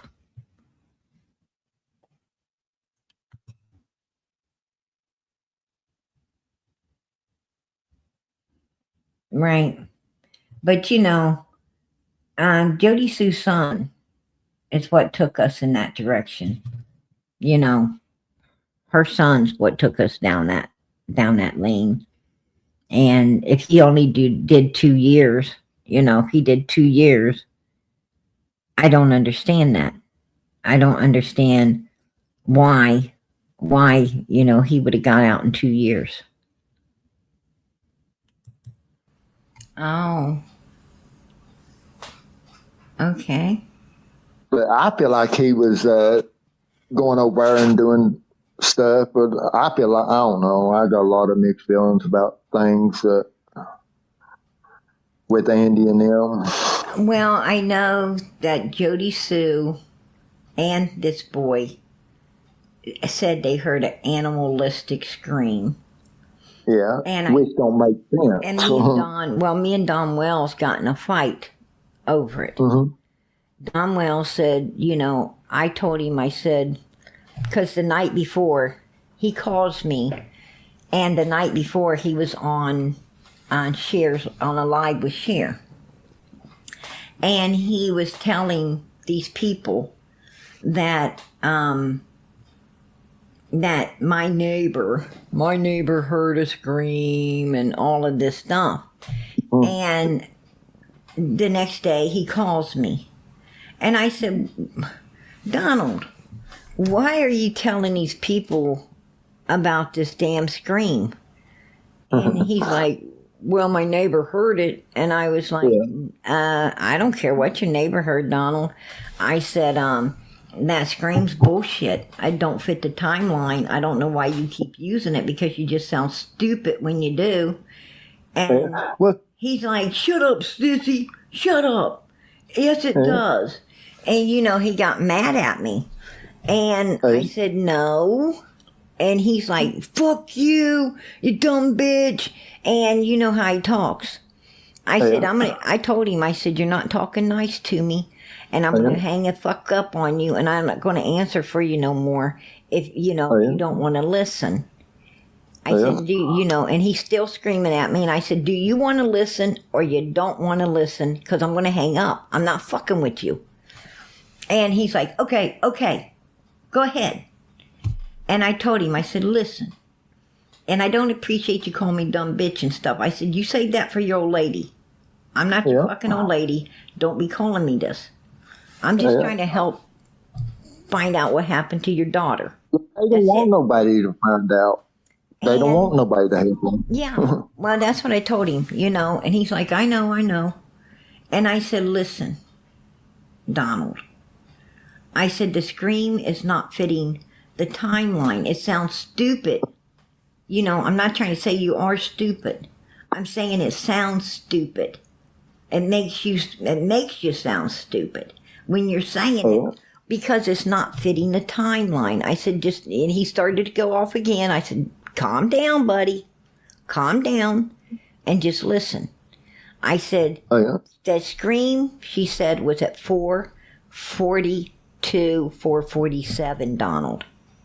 I said, listen, hon, there's no way that, you know, that scream could have been Summer because they got home, they put stuff away. Candace said she did laundry and stuff like that. That's what they told police. I said, now, let me explain this to you. They didn't even get home till 3:30. Grandis goes into her camper, supposedly takes a nap. She wouldn't even came out of her camper till 4:30, Donald. I said, and Candace came out when she saw her mom over there. So 4:30, mom's sitting out there on the step. Candace would have came out. Probably it would have took her 5 to 10 minutes before she seen her mother. So she's coming out at around the time the scream's supposed to happen at 4:35, 4:40. She's coming just now seeing mommy over there at the camper. Okay, she goes over to talk to mommy. Now, Summer is still in your house playing on the floor, Don Wells, with some toys.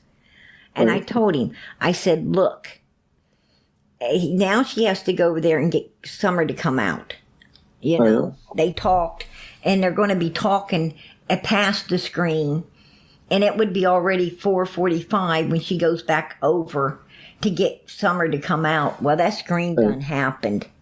That scream is a thing of the past when Summer comes out to plant flowers, wash your hands, get a piece of candy, peppermint, because it's her favorite. And she hasn't even went back into the house to disappear. So how in hell, you know, could the scream have anything to do? She would have still been in Grandis's and Candace's care at the time of the scream. Right? But see, when I recorded Jody and Andy and them on the 15th, Jody stated that on recording, and Ellie's got it, that she knew Summer was gone at 3:20. There you go. Jody Sue knew before Candace even came back in to Ben Hill Road that Summer was already gone, as in unalive. There you go.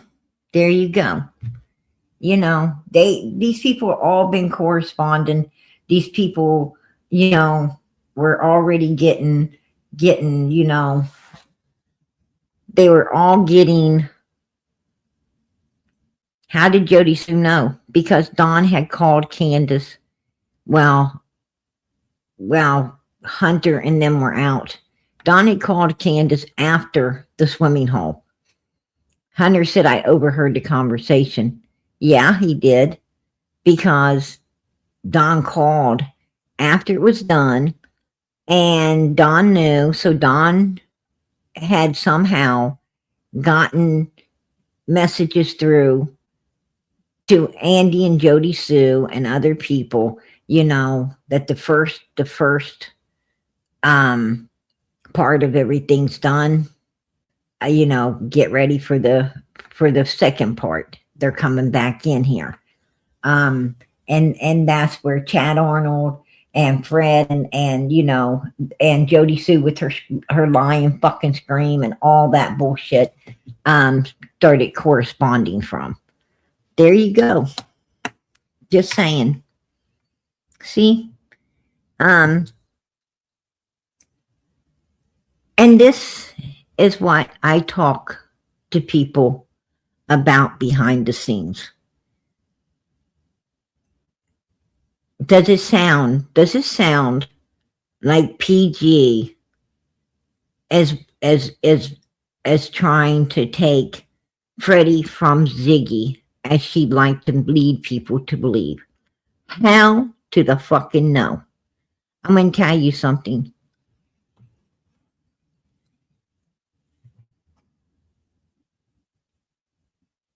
I'm all business. I'm all business when it comes to this stuff out here. Trust and believe me, I'm all business. I do not party out here. It's, you know, these people up on Ben Hill, they might, you know, crap where they eat. But I fucking don't. That's what separates me from them. That's what separates me from people like Ziggy. I keep it professional. Why? Because the reason we're out here is because of a 5-year-old innocent child that needs to be found, needs to be brought home, needs justice. The reason we're out here is to be voices for the voiceless. The reason we're out here is to try to do all we can to help get any information we can for the sake of these kids. To help them be found. And you got to stay professional to do that. There ain't no time to be fucking off. And if you are fucking off, then you don't care about what you're doing. And you really ain't a voice for the voiceless. You really, you know, don't care about these children. Because if you do care and you truly are a voice for the voiceless, you ain't going to be fucking off out there. You ain't going to be dragging Fred Hill back to your fucking house. Or Don Wells back to your house. Or Andy Bernard back to your house. You ain't going to be bringing none of that trash back to your house. You're going to get the answers needed to help these children. And nothing more, nothing less. You know. These children depend on people being professional and getting the answers needed to help them be found. They count on you. And you should be able to be counted on if you're out here and going to do what we do. Just saying. But anyway, PG's going to head out of here for the night. God willing, I don't come in tomorrow. I do not come in on the 7th. I will not be in tomorrow night. Tomorrow is Friday. Thank God it's Friday, right? Weekend. Woohoo! All right. I just realized that and I'm ready to jump up and do my happy dance, baby. So, yes, I'm going to enjoy the 7th. I hope you guys enjoy it too. It is a commandment. I do believe it should be kept. You know, God said it. We need to do it. And I'm going to ask that you keep those prayers going up for Summer, Moon, Utah, Wells. Keep them going up for this little girl, because I know God's listening. I know God hears us, and I know God is going to answer. At some point, he's going to let Summer's case be solved. And I hope sooner than later. And I'll tell you what, keep those prayers going up for Michael Vaughn, Sebastian Rogers, Jack and Lily Sullivan. Little Emmanuel hasn't been found. Genesis hasn't been found. Nancy hasn't been found. Keep them going up for all of these people, because they count on our prayers. They count on us. And let us be the ones they can count on. Amen. Keep those prayers going up for one another as well. People always need prayer. Family that prays together stays together. I can't say that enough. And we are family. We are family. So let us pray for one another. Know that PG's always praying for y'all. I pray for everybody, because I want everybody in heaven, not somebody. Good night, everybody. God bless. Much love.